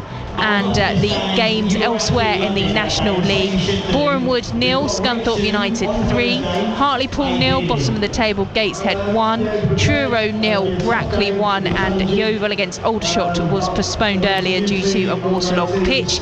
In the FA Trophy 4th round at half-time, it is Hornchurch 1, Telford 1, and Woking 2, Macclesfield 0. Macclesfield through in the FA Cup, but they trailed 2-0 in the 4th round of the FA Trophy at those games that having been postponed last week or not able to be played in some cases. So that's telling you what is going on elsewhere. Continue to keep you up to date with all of that here on BBC Essex Sport. I'd also like to tell you about what else is going on around the county, and a new sport is being trialled at the moment here in Essex aimed at people who use powered wheelchairs. A powered chair football taster session has been held at a school in Whittam, and those taking part use specifically adapted chairs in a 4v4 format. That gives participants the chance to experience the thrill of the beautiful game in a fully adapted format. Essex County FA Football Development Officer Harry Morton has been telling BBC Essex Sport Extra's Ian Puckey how the sport works. The game itself is a 4v4 format, similar to normal football indoors, 2 sort of standing goalposts, and players use specifically designed power chairs for the game. So I think initially one of the great things about it is it's for everyone. In the same team you could have a young male, an older female. There's no sort of male format and female format. Everyone can play together. So I think that's a pretty cool aspect of it. I did a bit of looking around on the internet earlier on, and I found a video on the Wheelchair Football website, and it looks utterly incredible. These chairs that, like you said, are specially designed. There's sort of a bit of a caged area to protect your feet. It extends a bit out in the front. But the skill that these players have and the timing that they have is incredible. Yeah, I mean, I have had a brief go in one of the chairs before. They are very sensitive. They are not easy to control. So when you do see some of these players whizzing around, turning it with accuracy for the timing of shots, for instance, when you see, them spinning in the chair to hit it, letting it come across their body, it's not easy. They are really sensitive to movement with the joysticks. And no, like I say, some of the skills, we saw. The session we had was a first session, but they're not even easy to move, let alone to then move with the big football and pass and shoot and dribble. So no, there's a lot of skill that goes into it. How did the taster session go down then? Do you think you've inspired some people to take up the sport longer term? Yeah, I'd like to think we did. We had 6 players there in the first session. At the moment, we have 6 power chairs, so that was sort of full capacity for our first session, and it was great to see sort of the 6, only one of them had previously played. So these were, 5 other individuals who had a unique opportunity to try something that they hadn't tried before. And again, a variety of age groups. We had, I think our youngest player was 7 and oldest being 52, I want to say. Amazing age gap. And like I say, for 5 of those, it was a brand new opportunity. From some of the comments and feedbacks we were getting, players are keen to play this more regularly. So that was, amazing to see and amazing to hear. And there was a lot of, for some of the younger players in particular, there was a lot of nerves around it. They hadn't tried this before. It's a new setting for them. And also we had some feedback from one of them, some of these players are told, around schools and such to be careful in their chairs. Don't go too quick, control your movement in them. And then, they're coming into this session and the coach is telling the opposite, be confident, go as quick as you can, weave in and out the cones as quick as you can, don't hold back. And for some, there was like initial nerves in doing that. And you could see sort of some of the players just growing into it as the session went on, especially as the balls came out. They did a bit of shooting, they did a bit of passing.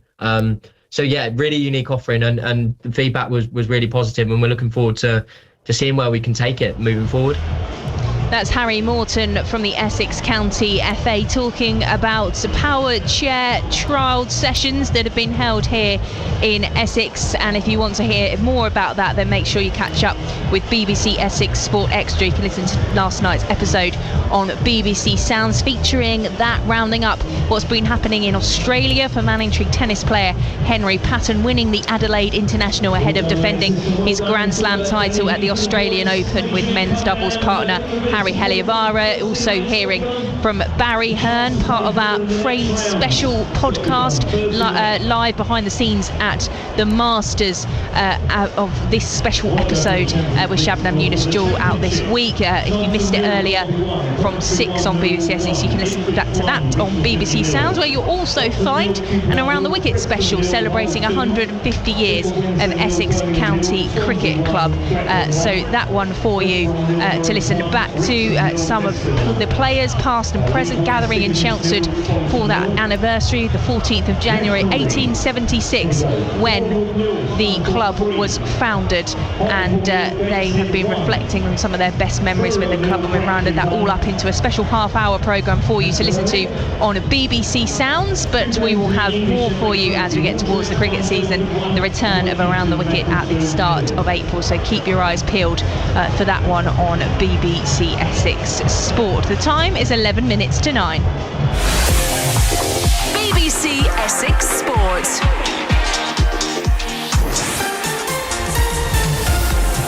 Good evening to you from Victoria Polly on BBC Essex Sports, live at Roots Hall, where Southend United lead Eastleigh by a goal to nil. The Parallon cuts in field, will drive at the penalty area, into Andy Dallas, gets the 1-2, into Leon Parallon, poking it towards the bottom left corner, but the goalkeeper Townsend straight down to his left. Dallas with a header, but can't get it straight in as follow-up, and it is 1-0 to Southend United, and it's Charlie Kendall who scores his first goal since the first home game all the way back in August. Southend United 1, Eastleigh 0. Barry Taylor's won it back. Dallas! So the keeper with a save with his right leg to stop Dallas, but Scott Morris on the follow-up, right side of the penalty area, and it's cleared away by Eastleigh once again as a low drive was placed by Scott Morris.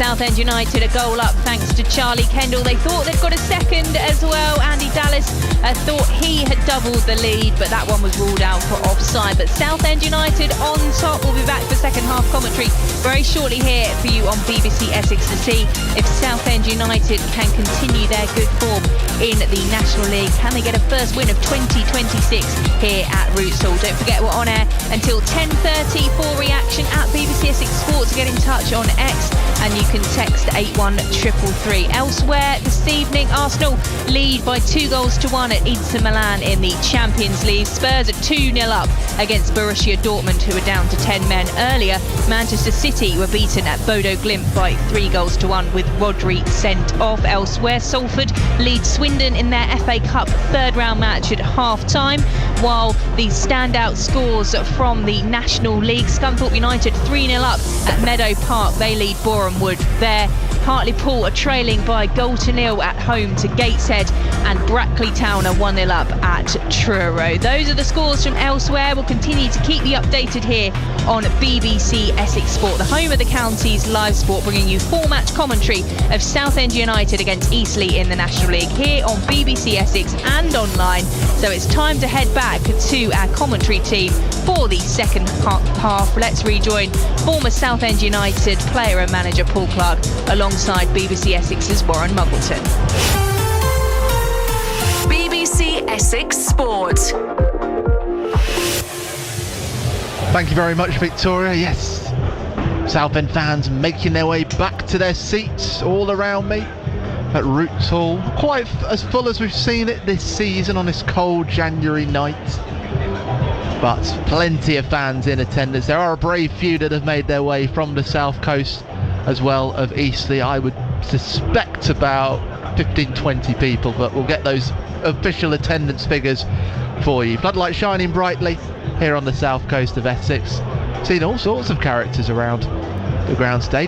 Victoria mentioned Angelo Harrop and John White, the Chelmsford City management team. I know some of the Essex cricketers have been watching along as well as the players make their way out from the visiting side Eastleigh, and from the home side Southend United. They get their applause, and we'll see what the next 45 minutes holds for us, with the Blues leading 1-0 thanks to Charlie Kendall being in the right place at the right time. Former Blues player and manager Paul Clark alongside me.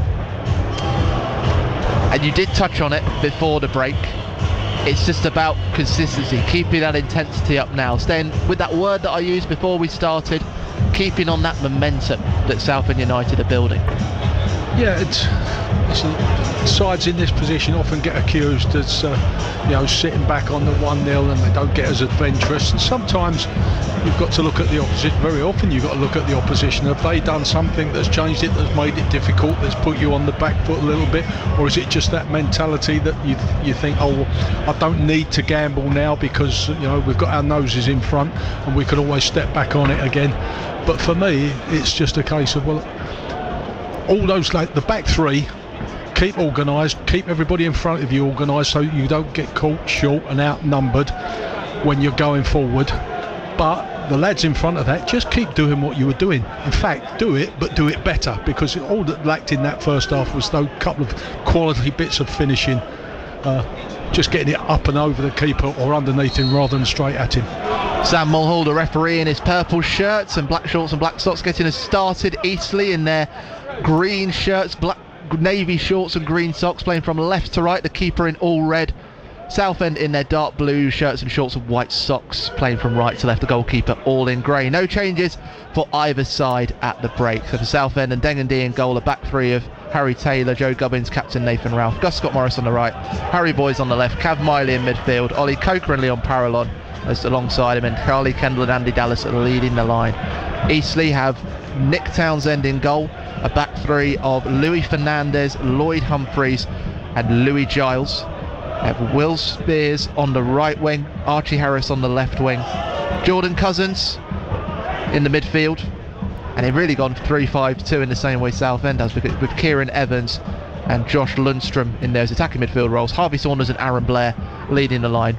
50 seconds into this second half, Southend pushing the ball out on the left wing for an Eastleigh throw and winning possession back, and an attempted pass high down the right wing from Louis Fernandez, formerly of Hampton and Richmond, and actually came to Roots Hall all the way back in December 2023 to knock Southend out of the FA Trophy in the third round on penalties, with a high ball down the wing, and it's a throw in for Southend.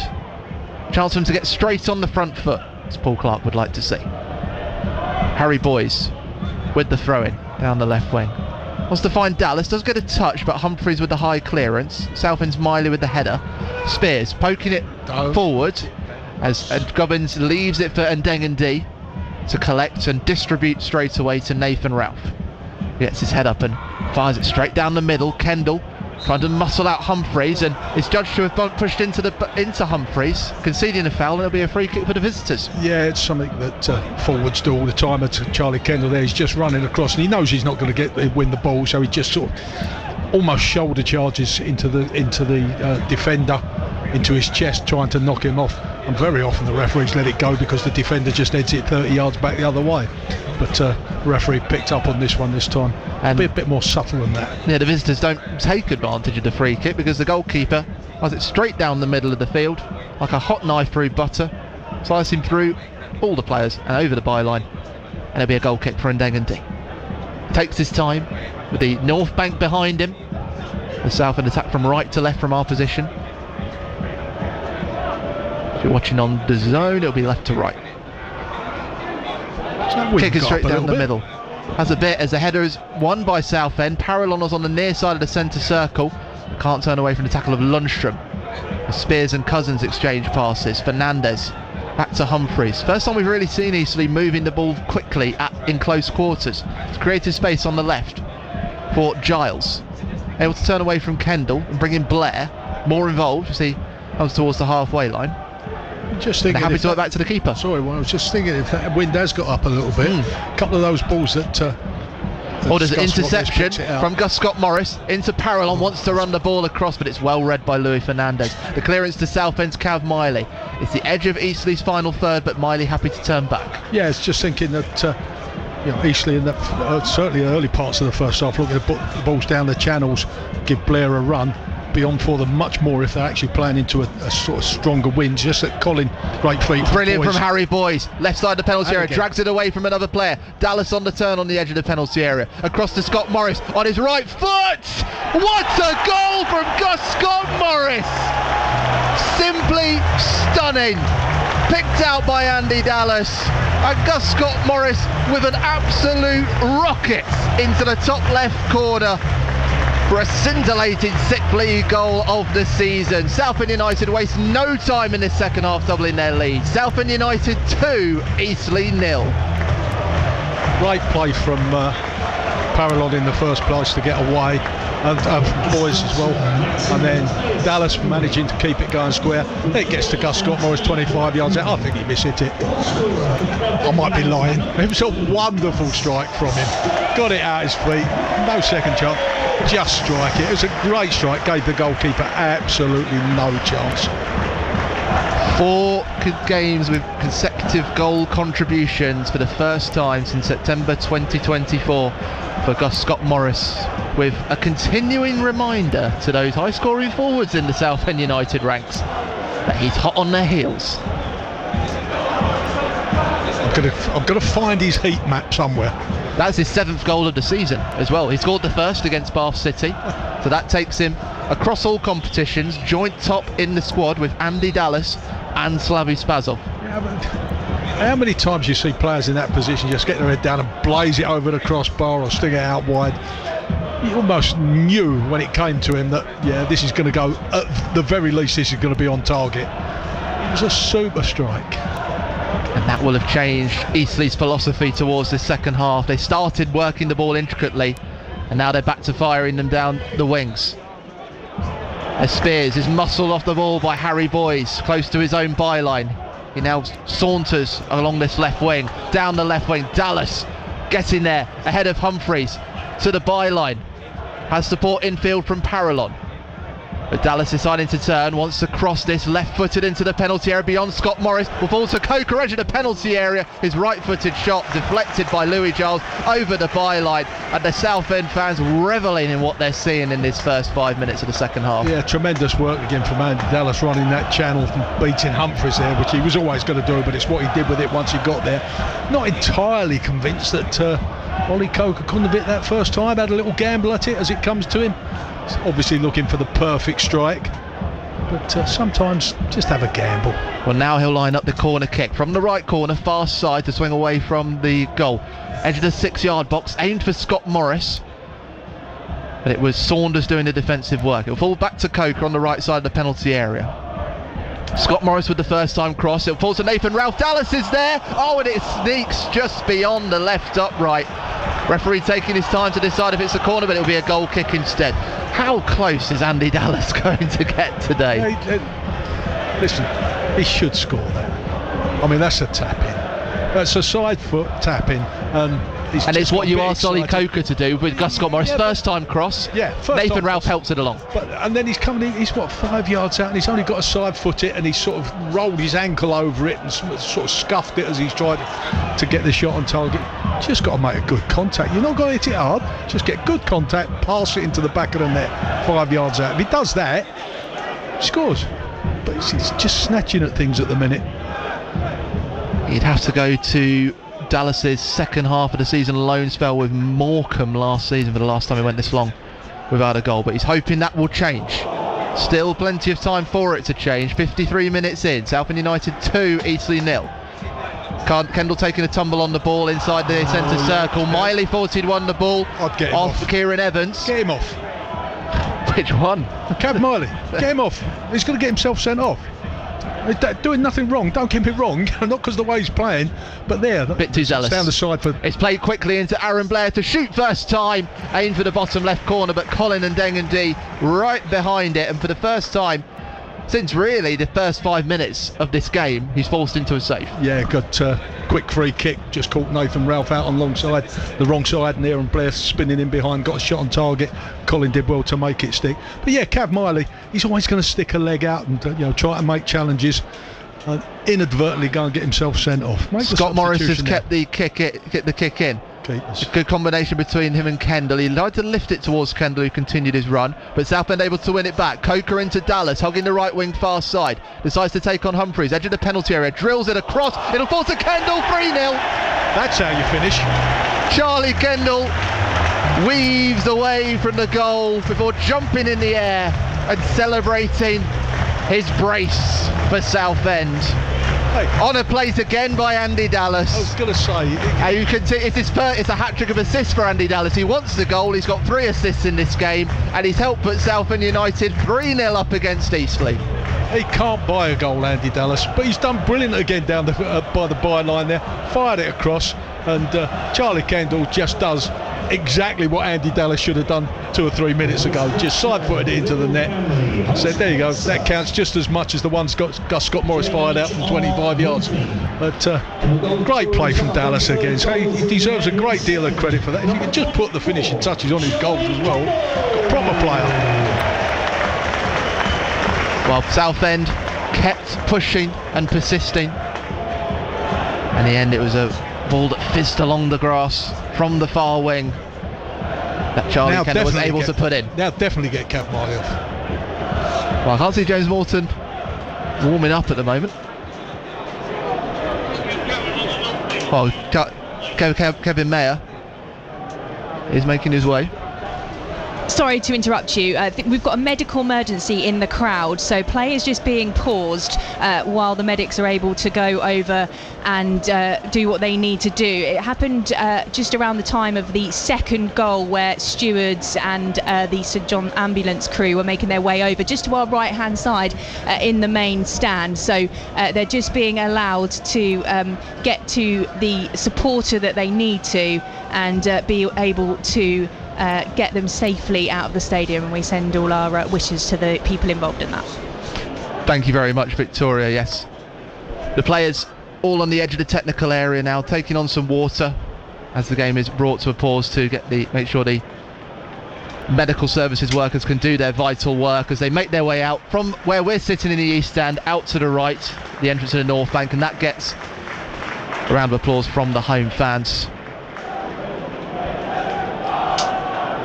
as the players will make their way out onto the field now. We are 56 minutes into the game. Southend United 3, Eastleigh 0. If you're just joining us, the first goal after 24 minutes. Charlie Kendall poking in at close range. Second goal coming 5 minutes into the second half. Gus Scott-Morris with a superb drive into the top left corner, and then Andy Dallas with a hat-trick of assists, playing the ball from right to left for Charlie Kendall. And Paul Clark has been advising from here to get James Morton on. Cav Miley on a yellow card. And guess who's being prepared alongside Slavi Spazov? Yeah, it's the most common sense decision that you'll ever see. It's no reflection on Cav Miley. He's just someone that's going to try to make challenges and can't resist them every now and again. Sometimes you just flick a leg out and mistime it. Why risk it? You've got a more than adequate replacement in James Morton waiting to come on. Want some game time anyway, probably, so keeping everybody fit. And keeping everybody up match fitness and up to speed, so it works on any number of levels. Well, Eastleigh dealt a double blow in the first 10 minutes of the second half. Find themselves down 3 goals. Scott-Morris winning the foul from Lundstrom. Much to Paul Clark's eye. I'm glad he's not a boxer, because he'd get knocked out first round. Would be fascinating. Scott-Morris continuing to writhe on the ground. Nobody else is interested, are they? Poor soul. Everyone else is ready to get on with the game. Yeah. I think his teammates might know him. And now the physio, John Gowan's being called over.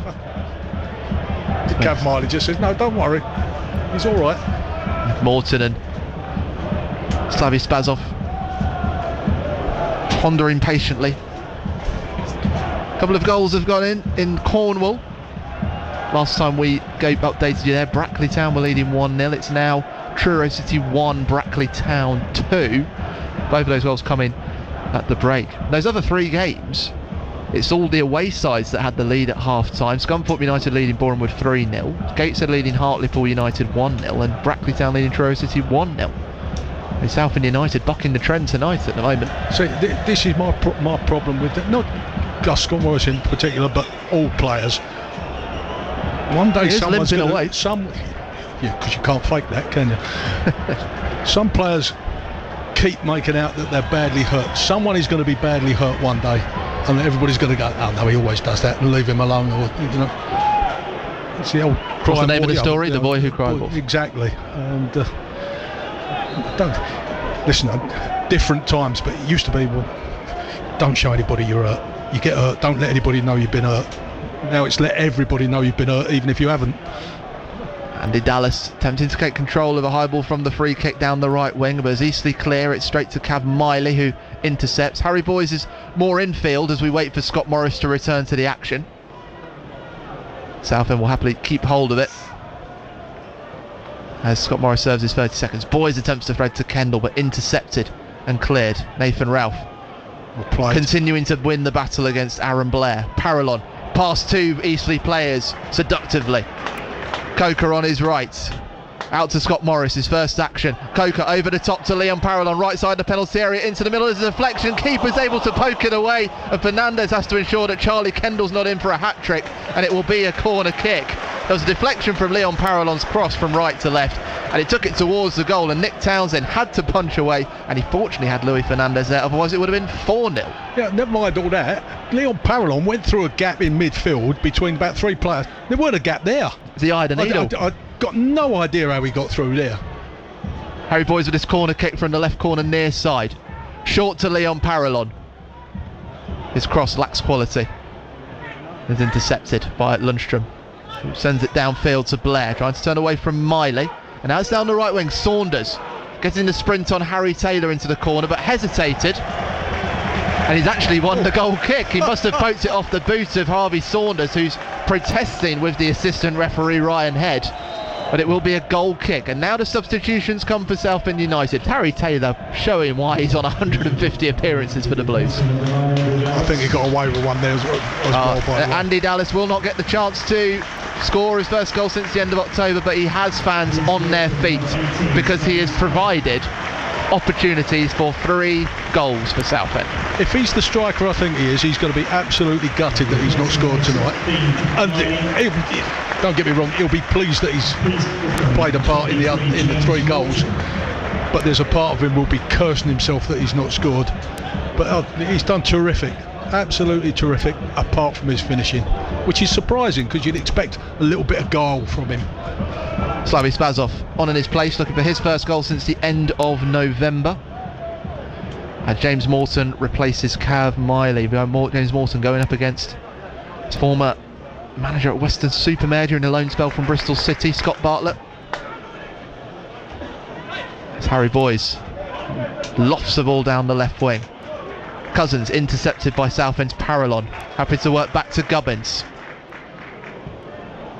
There goes to Ndengendi. Continues to get applause from the fans who are starting to sit more comfortably in their Roots Hall seats. Still the Eastleigh fans to my right. Some of them standing, some of them sitting down, maybe resigned. But still, half an hour left at Roots Hall. Southend United 3, Eastleigh 0. Lifted to Kendall. No handball against Giles of Eastleigh, who have possession. So Lundstrom across to Humphreys and Fernandez, and the two of the 3 defenders combine passes. Well, Humphreys lifts the ball towards the right corner, but it spins away and it'll be a Southend throw. Yeah, they're trying to force it now, whereas in that first half they were you playing could a few see it, passes and then spin it in behind, it. but now they're trying to do it from too far away, and the forwards have kind of not jacked it in, but they're not making the runs as often and as early to give them the option to go there. Substitution being prepared for Eastleigh in the meantime. Ball bounces twice before Harry Boyes of Southend takes under control through the legs of Spears, but a heavy touch into Cousins, who's intercepted by Parrell, who's managed to balance the ball on a wire and keep that in. Foul on Harry Boyes, free kick for Southend, conceded by Eastleigh. Any mileage in resting Parrell? I don't know what it'll be. He looks to be moving comfortably. Yeah, but if he is carrying any kind of tightness or any kind of strain in his hamstring, do you really want to get him tired and risk it further?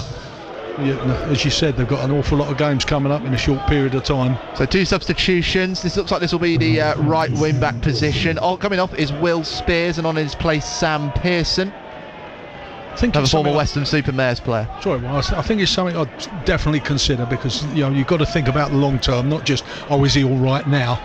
Is he all right at the weekend? And is he going to be fully fit at the weekend? Jordan Cousins makes his way off as James Waite, making his first appearance against Southend United. A former Wales under-19 and 21 player comes into the middle of Eastleigh's midfield. Jordan Cousins has had a frustrating evening coming back from injury. Hasn't made an impact today. Nathan Ralph's free kick, met by Spazov but cleared by Eastleigh. Southend win it back. Kendall with instant control in the left corner, which draws the oohs and the ahs of the home fans. Kendall exchanges with Boyes, who'll put a cross in from the left side. A touch from Luis Fernandez's boot, and it will be a corner kick. Charlie Kendall's touch was mesmeric. I nearly pulled my hamstring with him pulling that out of the sky like that. Great touch from him. Beat the defender. The defender was running towards the byline, thinking the ball's going to beat them both. And he's just plucked it out of the air. Great touch. Harry Boys with the corner kick from the left wing, aimed at the far post. Gubbins takes it under control. Might be Coker on the volley with his left foot, but spinning away from the right post and over the byline for a goal kick. Confidence from Coker. Yeah, that's it. Funnily enough, on his weaker foot, he's prepared to have a gamble and hit it first time. It's a shame he didn't do that a little bit earlier when it was on his right foot. Townsend, he's in. the EC keeper, looking towards Saunders, and he found a way to Blair, taking on Nathan Ralph and carrying the ball to the right corner on this near side, into Pearson, who's on the right side of the penalty area. Lundstrom with the first time cross, it's beyond Saunders. If it had been just an inch forward, he might be able to get something on that and touch it away. It is Scott Morris. Well, there's fury from the Southend fans. They think it should be a Southend throw-in, but it's given to Eastleigh. Oh, that's a foul. And Evans going down under the foul of Ollie Coker, and the referee Sam Mulhall's popularity among the home fans decreasing rapidly.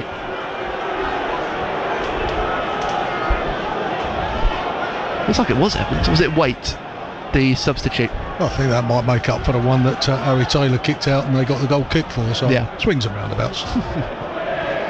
66 minutes played. All square in Cornwall. Truro City 2, Brackley Town 2. The two champions of their respective National League North and South meeting. Yellow card against Gus Scott Morris. Guess what that's for? Dissent. Because he can afford that, can't he? Well, you say that. Gus Scott Morris now on 7 yellow cards for the season. Yeah, exactly what I mean. The rule is it's 37 games. You've got 10 yellow cards before 37 games. It's a 2-game suspension. So two players really on a tight race. What's it achieved? Yeah. And they haven't turned it over. You don't want to be without Gus Scott Morris. You can't afford to be without Gus Scott Morris. Don't pick up stupid bookings for something that achieves nothing. And Kevin Mayer and Scott Bartlett sharing managers' diaries over those sorts of scenarios. I think Lloyd Humphries fancies this, doesn't he? Oh, Lloyd Humphries, he scored once this season, but he is lining up as if to shoot this one, right-footed. He'll have a go, but it's straight at the wall, and Slavy Spazov able to clear away. Kendall with another glorious touch on the edge of on the halfway line. The ball is poked forward. Kendall bundles over the top of a player, but Eastleigh win the ball back, and Southend need to be careful here because Blair is on the left side of the penalty area. Will keep this in. Gubbins thinks it went over the byline, but the assistant on this on the near side says no. He wasn't up with it, that's why. He couldn't see from and where Wade doesn't control the ball. Charlie Kendall there first, and Southend looks to get on the counter attack, but Kendall has to track backwards. The option from Boys was too close, and now he'll put it down the left wing. Spazov looking to muscle out Fernandez and gives him a good shove to win it. Kendall jumping in to win the ball, which he does. Harry Boys with the shimmy away from the Eastleigh substitute. Wait, Coker on his right. I think I might be inclined to give Kendall a breather as well. And the pass from Scott Morris is behind Coker, and Eastleigh will look to pass the ball in, but Morton with the header to ensure it doesn't find its way to Harris. Gubbins having to push it out on the right wing on the far side. Harris tasting no time with the throw in into Harris, who's into the penalty area, will shoot right-footed, but it spins away from goal. And Aaron Blair had his first real sight set on goal. He looked for his 11th for the season, but crumbled under the pressure, and it'll be a goal kick for Southend. Still 3-0 to the Blues. Yeah, bobbled up on him as he went to hit it and just didn't have the goal, just to reset himself. Still lashed at it and put it about 15 yards wide, thankfully for Blues. But yeah, it's Charlie Kendall, as you say, he's had a while out. He's worked hard tonight. Just started stretching on the far side. He went for one challenge and was just feeling a little bit of cramp or a little bit of tightness and stretched out. And he's a game little so-and-so, you know, he won't just go, oh, I'm struggling here, I'll, just row it back a little bit. He'll keep going and giving it everything he's got, and sometimes he's bigger danger to yourself. I think if it was me, I'd get him off. Again, thinking long term. Yeah, other options on the bench in terms of the forwards. Josh Walker is there. Change of shape with Jack Bridge or Sam Austin or Keenan Apaya Force and an option as well. Morton collects the ball. Truro City turning the game around against Brackley Town. They now lead 3-2. Elsewhere, still 3-0 to Scunthorpe United over Boreham Wood, and Gates is still leading Hartlepool 1-0. And still Arsenal leading Inter Milan 2-1 at the San Siro. Tottenham leading Borussia Dortmund 2-0. I think that's got to be the biggest change around in this football club over the last year or so, is how Kevin now can look at his bench and go, well, I've got options now. I can leave Charlie Kendall out there if I want, and no, I've got Josh Walker to come in for the next game, or I can change it if I want, or I've got a Jack Bridge that I can put in as... Foul conceded by Kendall on the halfway line on Lundstrom. Touch from the chest was just a bit heavy. Look at him getting up, look. Yeah, I think Walker might be eyeing this and thinking, I think I might fancy the last 20 minutes. Well, Jack Bridge being prepared to come on. As you say, yeah, when they said this morning, Harry Cardwell this evening would have been out of action. Maybe a couple of seasons ago you'd have thought, whoa, a nervy moment. But the options that they have, Kendall's come back, looks so bright today. Obviously, Josh Walker off the bench, Slavi Spazov. It's a lot of options. I remember it was only a little while ago we played a centre half and a midfield player as our two strikers. Harry Taylor on the right wing far side will play the cross in for Slavi Spazov, the header beyond him. Kendall picks it up left side of the penalty area. It's a shoot right footed, and Humphreys with a touch off his boot over the crossbar across the Frank Walton stand, and corner kick. Charlie Kendall denied a hat-trick. Yeah, did well twice there, Humphreys. Won an important header 6 yards out or 5 yards out from his goal on the first cross that came in, and then got his body on the way on the second one. Harry Boys with another corner kick from the left corner on this near side. The only player in the Southend squad to start every National League game this season, Harry Boys.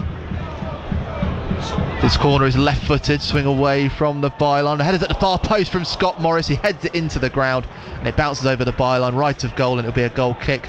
As two substitutions are being prepared for Southend United, Sam Austin and Jack Bridge. Sam Austin on for Gus Scott Morris. And we've seen Sam Austin play in the right wing position this season. Did it in the FA Trophy really well. Well, there's that, and he's got himself booked, hasn't he? And there are the bookings. So on his mind. Again, you take all these things into account, manager, when he's thinking of substitutions, and yeah, it's Jack Bridge for Charlie Kendall. And again, just makes total sense to me. It looks like his race is run. Scott Morris getting fans on their feet following a superb goal. It was an absolute perler. You won't see a cleaner strike. You really won't. I don't care what games you watch. You won't see a cleaner strike than that. So to confirm the substitutions, Gus Scott Morris replaced by Sam Austin, while Charlie Kendall is replaced by Jack Bridge. And he's just gone straight up front, Jack. He'll have room to roam, I suspect, Jack Bridge, for the rest of the game. Townsend with the kick for Eastleigh from the goal. Gubbins header aimed for Leon Parallon, but the interception from Evans, showing a bit of brightness in the second half. Saunders plays it into the penalty area, but Taylor having to clear it. A bit skewed, but Boy's there to ensure it doesn't go over the byline for Southend. Wants to create room to fire it down the wing, but needs the help from Nathan Ralph. As Jack Bridge gets underneath it. Forces a heavy touch from Fernandez as Coker and Spazov get it to Bridge. He'll play it down the left wing. Spazov wants to get there ahead of Giles and forces the throw in as well. Coker's touch into Jack Bridge. Another special one on a special night here at Southend United. Leading 3-0 over Eastleigh here on BBC Essex Sport. Real tug of war in Cornwall. All 3-3 now between Truro City and Brackley Town. Jack Bridge from the throw-in. Harry's trying to carry the ball into the corner for Southend, but early for that. Harry Boys gets the throw-in. Turf looking a little cut up on this left corner. Hasn't put Southend off though. Does look a bit bare down. And there goes Jack Bridge slipping. But he's managed to get back up quickly, as Boys was to the loose ball first. A back flick into Leon Parallon. Fernandez wins it back for Eastleigh, and as they try to clear away, Bridge putting the boots on, and it'll be a throw-in for. It'll be a goal kick for Eastleigh.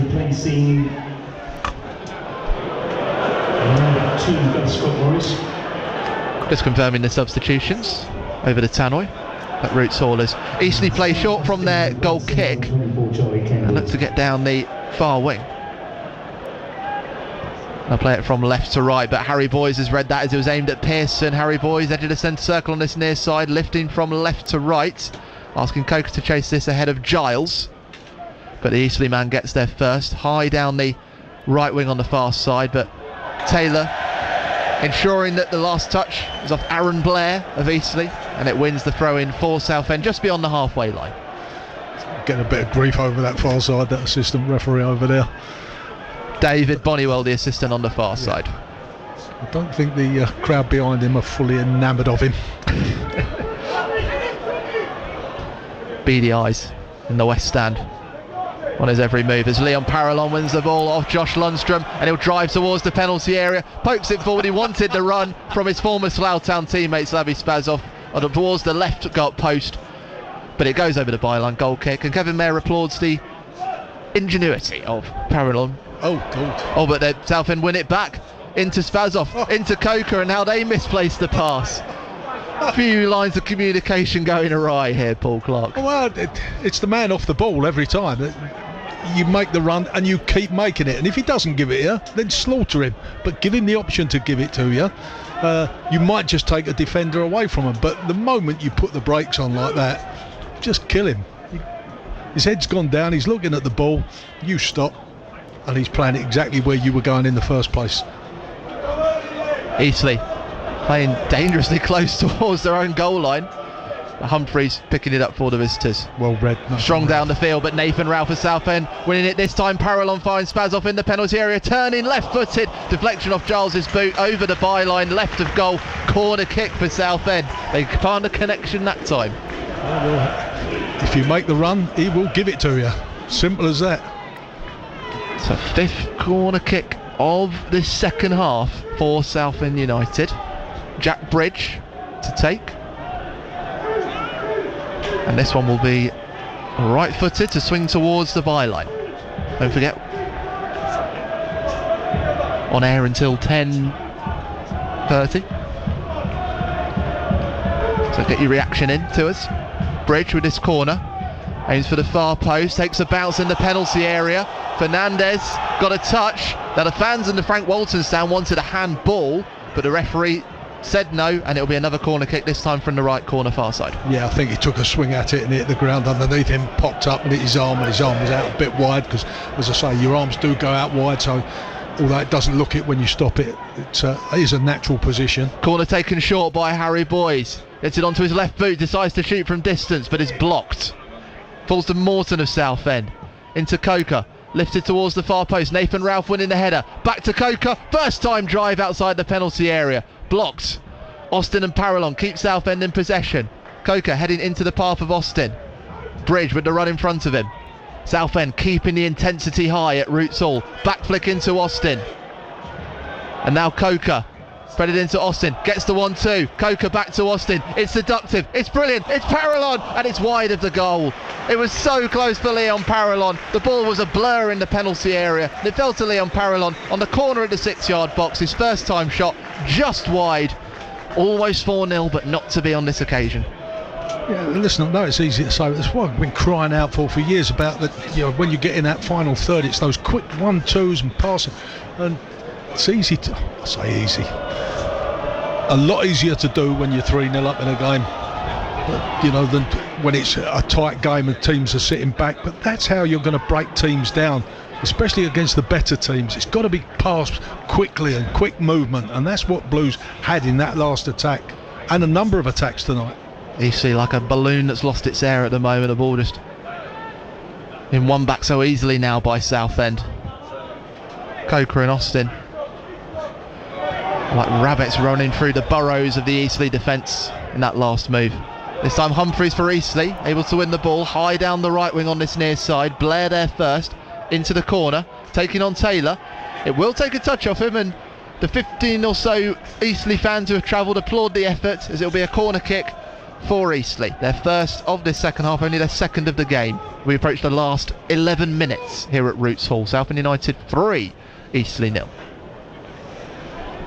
Josh Lundstrom stepping up to take till, well, what could be until today, unbeaten in his career previously against Southend. Short into Evans, back to Lundstrom across the post, and there is a goal now for Eastleigh. Southend switching off for the first time in the game. And Lloyd Humphries, who's wearing the captain's armband, sneaked in at the far post. And he puts the ball into the net. And there won't be a clean sheet for Southend. 11 minutes to go. Southend United 3, Eastleigh 1. Yeah, bit of finger pointing going on, and Kevin absolutely disgusted with the fact that they just went to sleep and got caught on the corner, and it turned out to be a fairly simple goal for them. That's what I said earlier about, you keep going at the opposition, but defensively you've still got, it doesn't matter what the score is, you've got to keep switched on. Former Cardiff Academy man, keeping the passion alive for Eastleigh. Now Southend will look to respond straight away. Spazov winning a foul inside Eastleigh's half. They'll want to quell any brewing storm of a comeback by the Spitfires quickly. They do win a foul though. I think Kevin will be, not the fact, obviously he's going to be disappointed they scored, but it was the manner of the goal. I think there was too many people in blue shirts sort of strolling about watching what was going on, and that will upset him enormously, I would imagine. So James Morton with the free kick, 10 yards from the halfway line, 5 yards from the right wing on the far side. He plays this high from right to left. Gubbins climbing and wins it. A volley from Harry Boyes. It was skewed to say the least, and it bounces on the top of the Frank Walton stand, and there'll be a goal kick. Josh Walker about to make an appearance. On he comes for Leon Parallon. Another great performance from Leon Parallon. Again, makes an awful lot of sense to me. I'd imagine he will go up front and Jack Bridge will drop back into the midfield area. But yeah, again, shown that ability to create space when there is none. Can pick the ball up in tight areas, get away from defenders, and just break lines and make things happen, free people up. It's a wonderful ability to have. Be interesting to see as his career goes on. Hopefully he moves up. Can he do it to better defenders? With someone like Parallon, what he wants to do is get the defender static and then take him away and make the defender to react to him. As a defender, you've got to go to Leon Parallon, well, you better keep moving that ball, because if you don't, I'm going to take it off you, and make him start thinking about keeping it rather than how he's going to get away from people. But at the moment he's doing a terrific job. 2 changes for the visitors.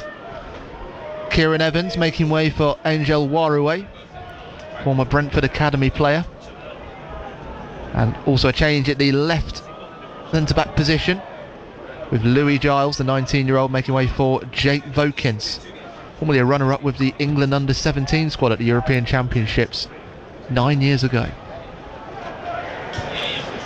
Throw in for Southend United as Harris heading that ball away. Yes. A little whisper of edge in the wind for Southend United. 8 minutes of time left. 3-1 up. Not wanting to give Eastleigh another chance, as it was taken then by Lloyd Humphries. And as you say, it was almost statuesque from the Blues from that short corner. Waruwe back to Humphries, the scorer.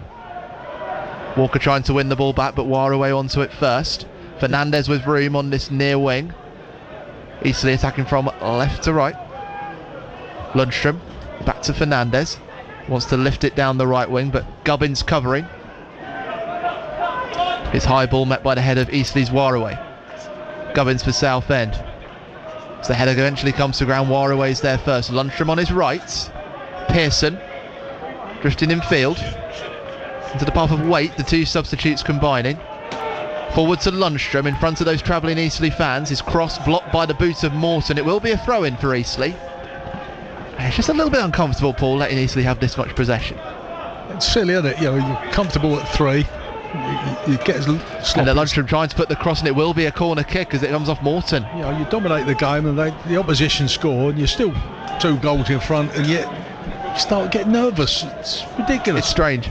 The roller coaster of emotions that football takes you on.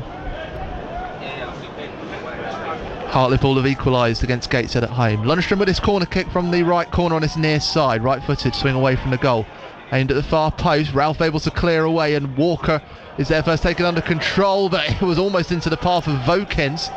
And as it's blocked by the Southend defence, it will be another corner kick. Yeah, the chance to get that away. Walker there needed to do it a lot earlier. Just swivel, put your boot through it. Doesn't matter if it goes out for a throw-in, just get it out of the penalty area.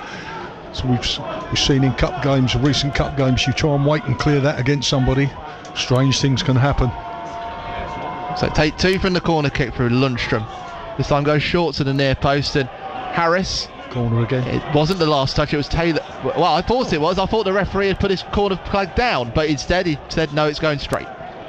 Kept us all guessing there, Paul Clark. Well, the assistant was convinced it was a corner, but the referee overruled him. Well, Boreham Wood had a goal on the board. 3-1 down now against Scunthorpe. Is there a late comeback? Having beaten Braintree Town 3-0 at Cressing Road on Saturday. They don't lose very often, Boreham Wood. They look like they're going that way tonight. From the goal kick by Ndengendi, Harry Boyce winning control of the ball. Spazov attempting to back flick into Jack Bridge. Harry Boyce has just gone down off the ball, holding the back of his left foot. Did the leg just go down his Achilles? Just run down the back of his leg? Yeah, he's okay. Yeah, they both exchanged a handshake. Fernandez with the throw in for Eastleigh down the right wing near side. Nathan Ralph with the header into the path of Coker, unchallenged. Tries to lift it to Josh Walker. Well, ball will bounce for him. He's on the left side of the penalty area. Fernandez with the tackle, and he does win the throw in for the visitors. Good challenge really by the... Yeah, he's got to do it quicker, Josh Walker. He's come on, he's not got up to speed yet, but you've got to hit the ground running full tilt right from the get-go. So he's up against tiring defenders, especially with his pace. Get it out of your feet, get it beyond the defender and go.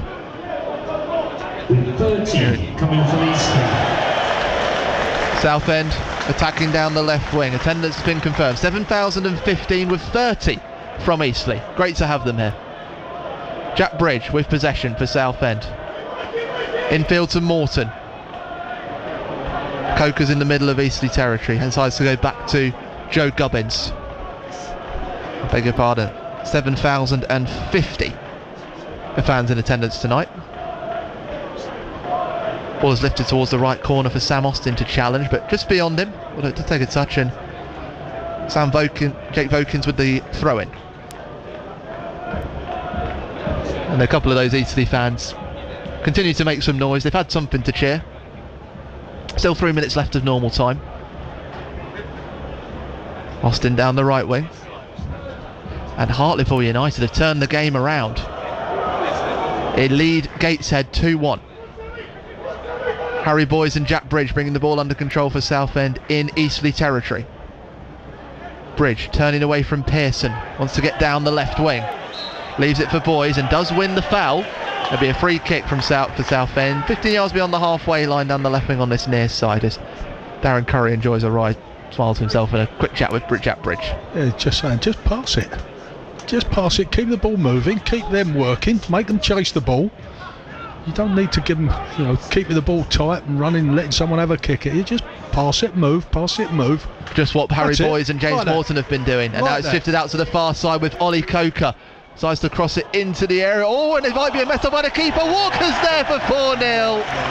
Ollie Coker had the goalkeeper second guessing. He pushed it onto his own crossbar, and Josh Walker there to sneak in as he joins Gus Scott-Morris, Andy Dallas and Slavy Spazov on 7 goals for the season. A superb 7, fantastic 4, stunning Southend United, who lead Eastleigh 4-1. Do me a favour after the game. Ask Ollie Coker if he meant it. I'm convinced he was standing that up to the back post. I think he got his head up and saw someone at the back post and he went to stand it up there, sliced it a little bit.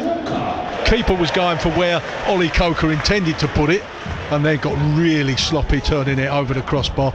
In fact, didn't manage to turn it over the crossbar, dropped back down, keeper falls on his backside. Josh Walker says thanks very much. And Ollie Coker turns away laughing his head off. He'll tell you try to chip the keeper. Well, for the third time this season, Southend United scoring 4 goals in a game. The first time they've done it in the league since they visited Ebbsfleet United on Easter Monday. They'll want to add to it. Josh Walker's in an offside position. The assistant puts his flag up as Walker nestles the ball into the net. It won't count. And we'll restart with a free kick. Oh, and the goalkeeper Townsend squared up to Josh Walker. Might have had a word in his ear. Josh Walker looking to rile up the Spitfires keeper Nick Townsend. And the referee is going to call them both over for a word. That's my problem with the rule about waiting to put the flag up for the offside, because things like that can happen. It ends up in a collision between the goalkeeper and the striker. I mean, referee blew up early enough and Josh Walker's just gone and towed it past the goalkeeper, so he'll probably get a booking for kicking the ball away. Goalkeeper's going to get one for his reaction for fronting up. But, so say if the flag goes up early and they call it back, the two of them don't even meet. The yellow card for either? Both get a yellow card. 8 minutes added time. So Josh Walker in the book, as is Nick Townsend. As we go into the last 8 minutes of this game, with Southend leading 4-1.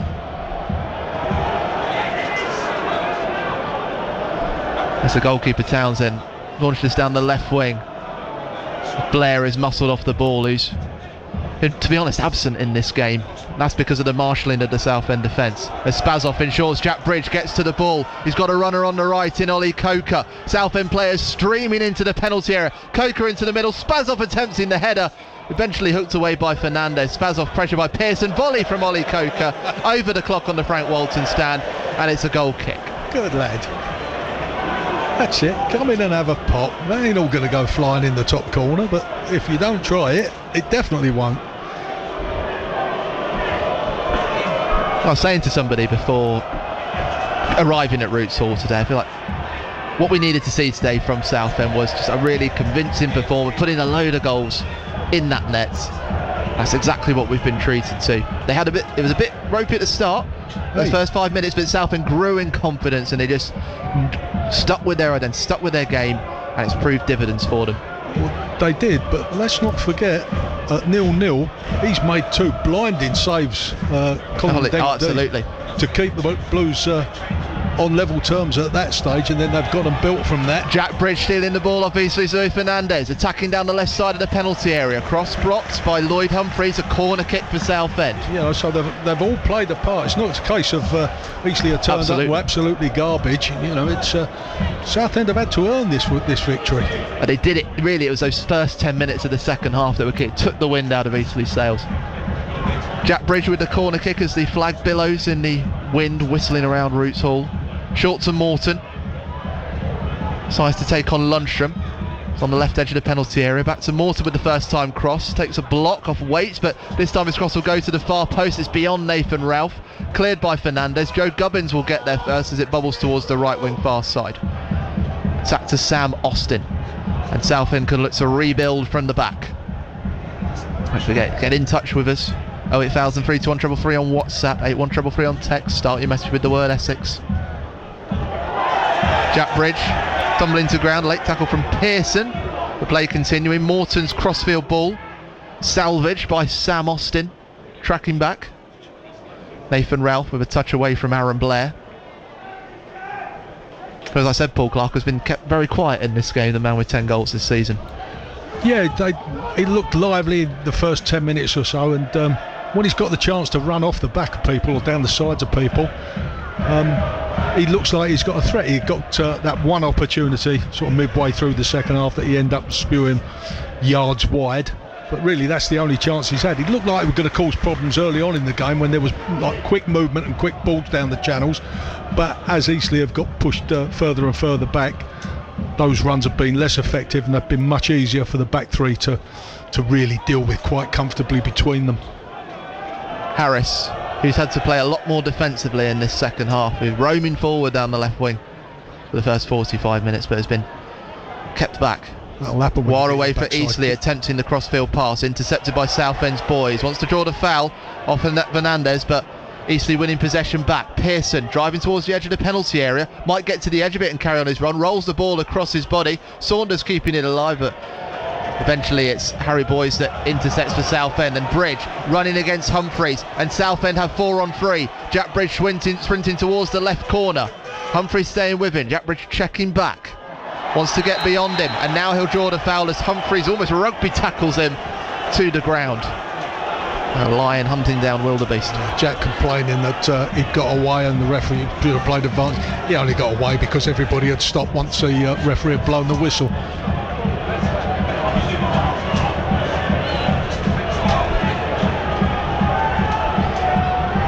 So 6th foul of this second half conceded by Eastleigh. Harry Boyes to take the free kick, left-footed, a metre away from the left corner of the penalty area. 2-man wall lining up for Eastleigh in front of the Frank Walton stand. Tell you what, just touch it to Jack Bridge and let Jack just drift. He's on his it to outside the back post. Just a little touch there. And there it goes. You should have. Into Bridge. Don't need to kill the game off there. Bridge drawing in Warraway of Eastleigh. Gets a toe on it. Morton there to cover. Decides to go back to Gubbins, who takes it to the right side of the centre circle on the far side. Harry Taylor waiting there. Coker. Surely into Slavi Spazov. That's a time to try a little training ground routine or something like that. You know, to see if you can work it in a game, put it into practice under game situations. But there you go. Nathan Ralph lifting down the left wing, asking Harry Boyes to chase, but Pearson of Eastleigh taking it under control, trying to turn and clear, but Boyes with the pressure. It will be a throw-in to the visitors. Just over 2 minutes left. Southend United 4, Eastleigh 1 here on BBC Essex Sport. Warren Muggleson and Paul Clark at Roots Hall. Yeah, my point would be, you might come to Harry Taylor's playing everybody on side. You come to the next game, it's 0-0 with a minute left, and you get a free kick in that position. Nice to go, but hey, that one we did last week, that worked a treat. Let's try that again. Of course, the alternative is opinion is, well, the opposition might see you do it, and so be wound up for it. But 4-0 up, I think you try things, don't you? A bit adventurous. Yeah. A great 4-1 win to be taken in. That's what it's certainly looking like. Into a run of 5 away games in a row for the Blues. Travelling to Boston United on Saturday, to Rochdale on their new pitch on Tuesday the 27th. Hop over the Thames Estuary to Chatham Town on the 31st of January. And then they get a week until they go to Scunthorpe United. The ball is played into Sam Austin. It's a bit of clever stuff from Southend United. Played into the penalty area for Harry Boyes, but Pearson is there to move the ball away from the penalty area. Won't go out of play. Jack Bridge is there first, trying to take on Fernandez, but he's like a brick wall. We'll play it down the right wing. Aaron Blair taking on Nathan Ralph, trying to weave around him. That's in field. Wants to get it onto his right boot. He's into the penalty area. It's along the byline and eventually cleared away by Joe Gubbins. It will be a throw-in next to the corner flag, which Lundstrom will take quickly into Pearson. Didn't have to do well there, Nathan Ralph. Just stayed on his feet and said, well, go on, beat me then. Didn't commit himself at all. Warraway to Pearson on the right wing on this near side. Back to Warraway. Fernandez down the wing. Lundstrom going down under the tackle of Coker. There will be a set piece for Eastleigh as we tick over the 8 minutes. Should be the last move of the game. Sam Mulhall, referee, pacing out the 10 yards for Ollie Coker. I've got this spray, I will use it. Must have a deal by the can. So Lundstrom with the free kick, 25 yards out from the byline, a couple of metres away from this right wing. Right-footed, aims for the far post, and Dengendy will collect that one. Has a clatter, but the referee blows his whistle and confirms a resounding victory for Southend United as they beat Eastleigh 4-1. The first goal after 25 minutes, Charlie Kendall poking into the bottom right corner in front of the North Bank for his first goal since the middle of August. It took 5 minutes of the second half before Gus Scott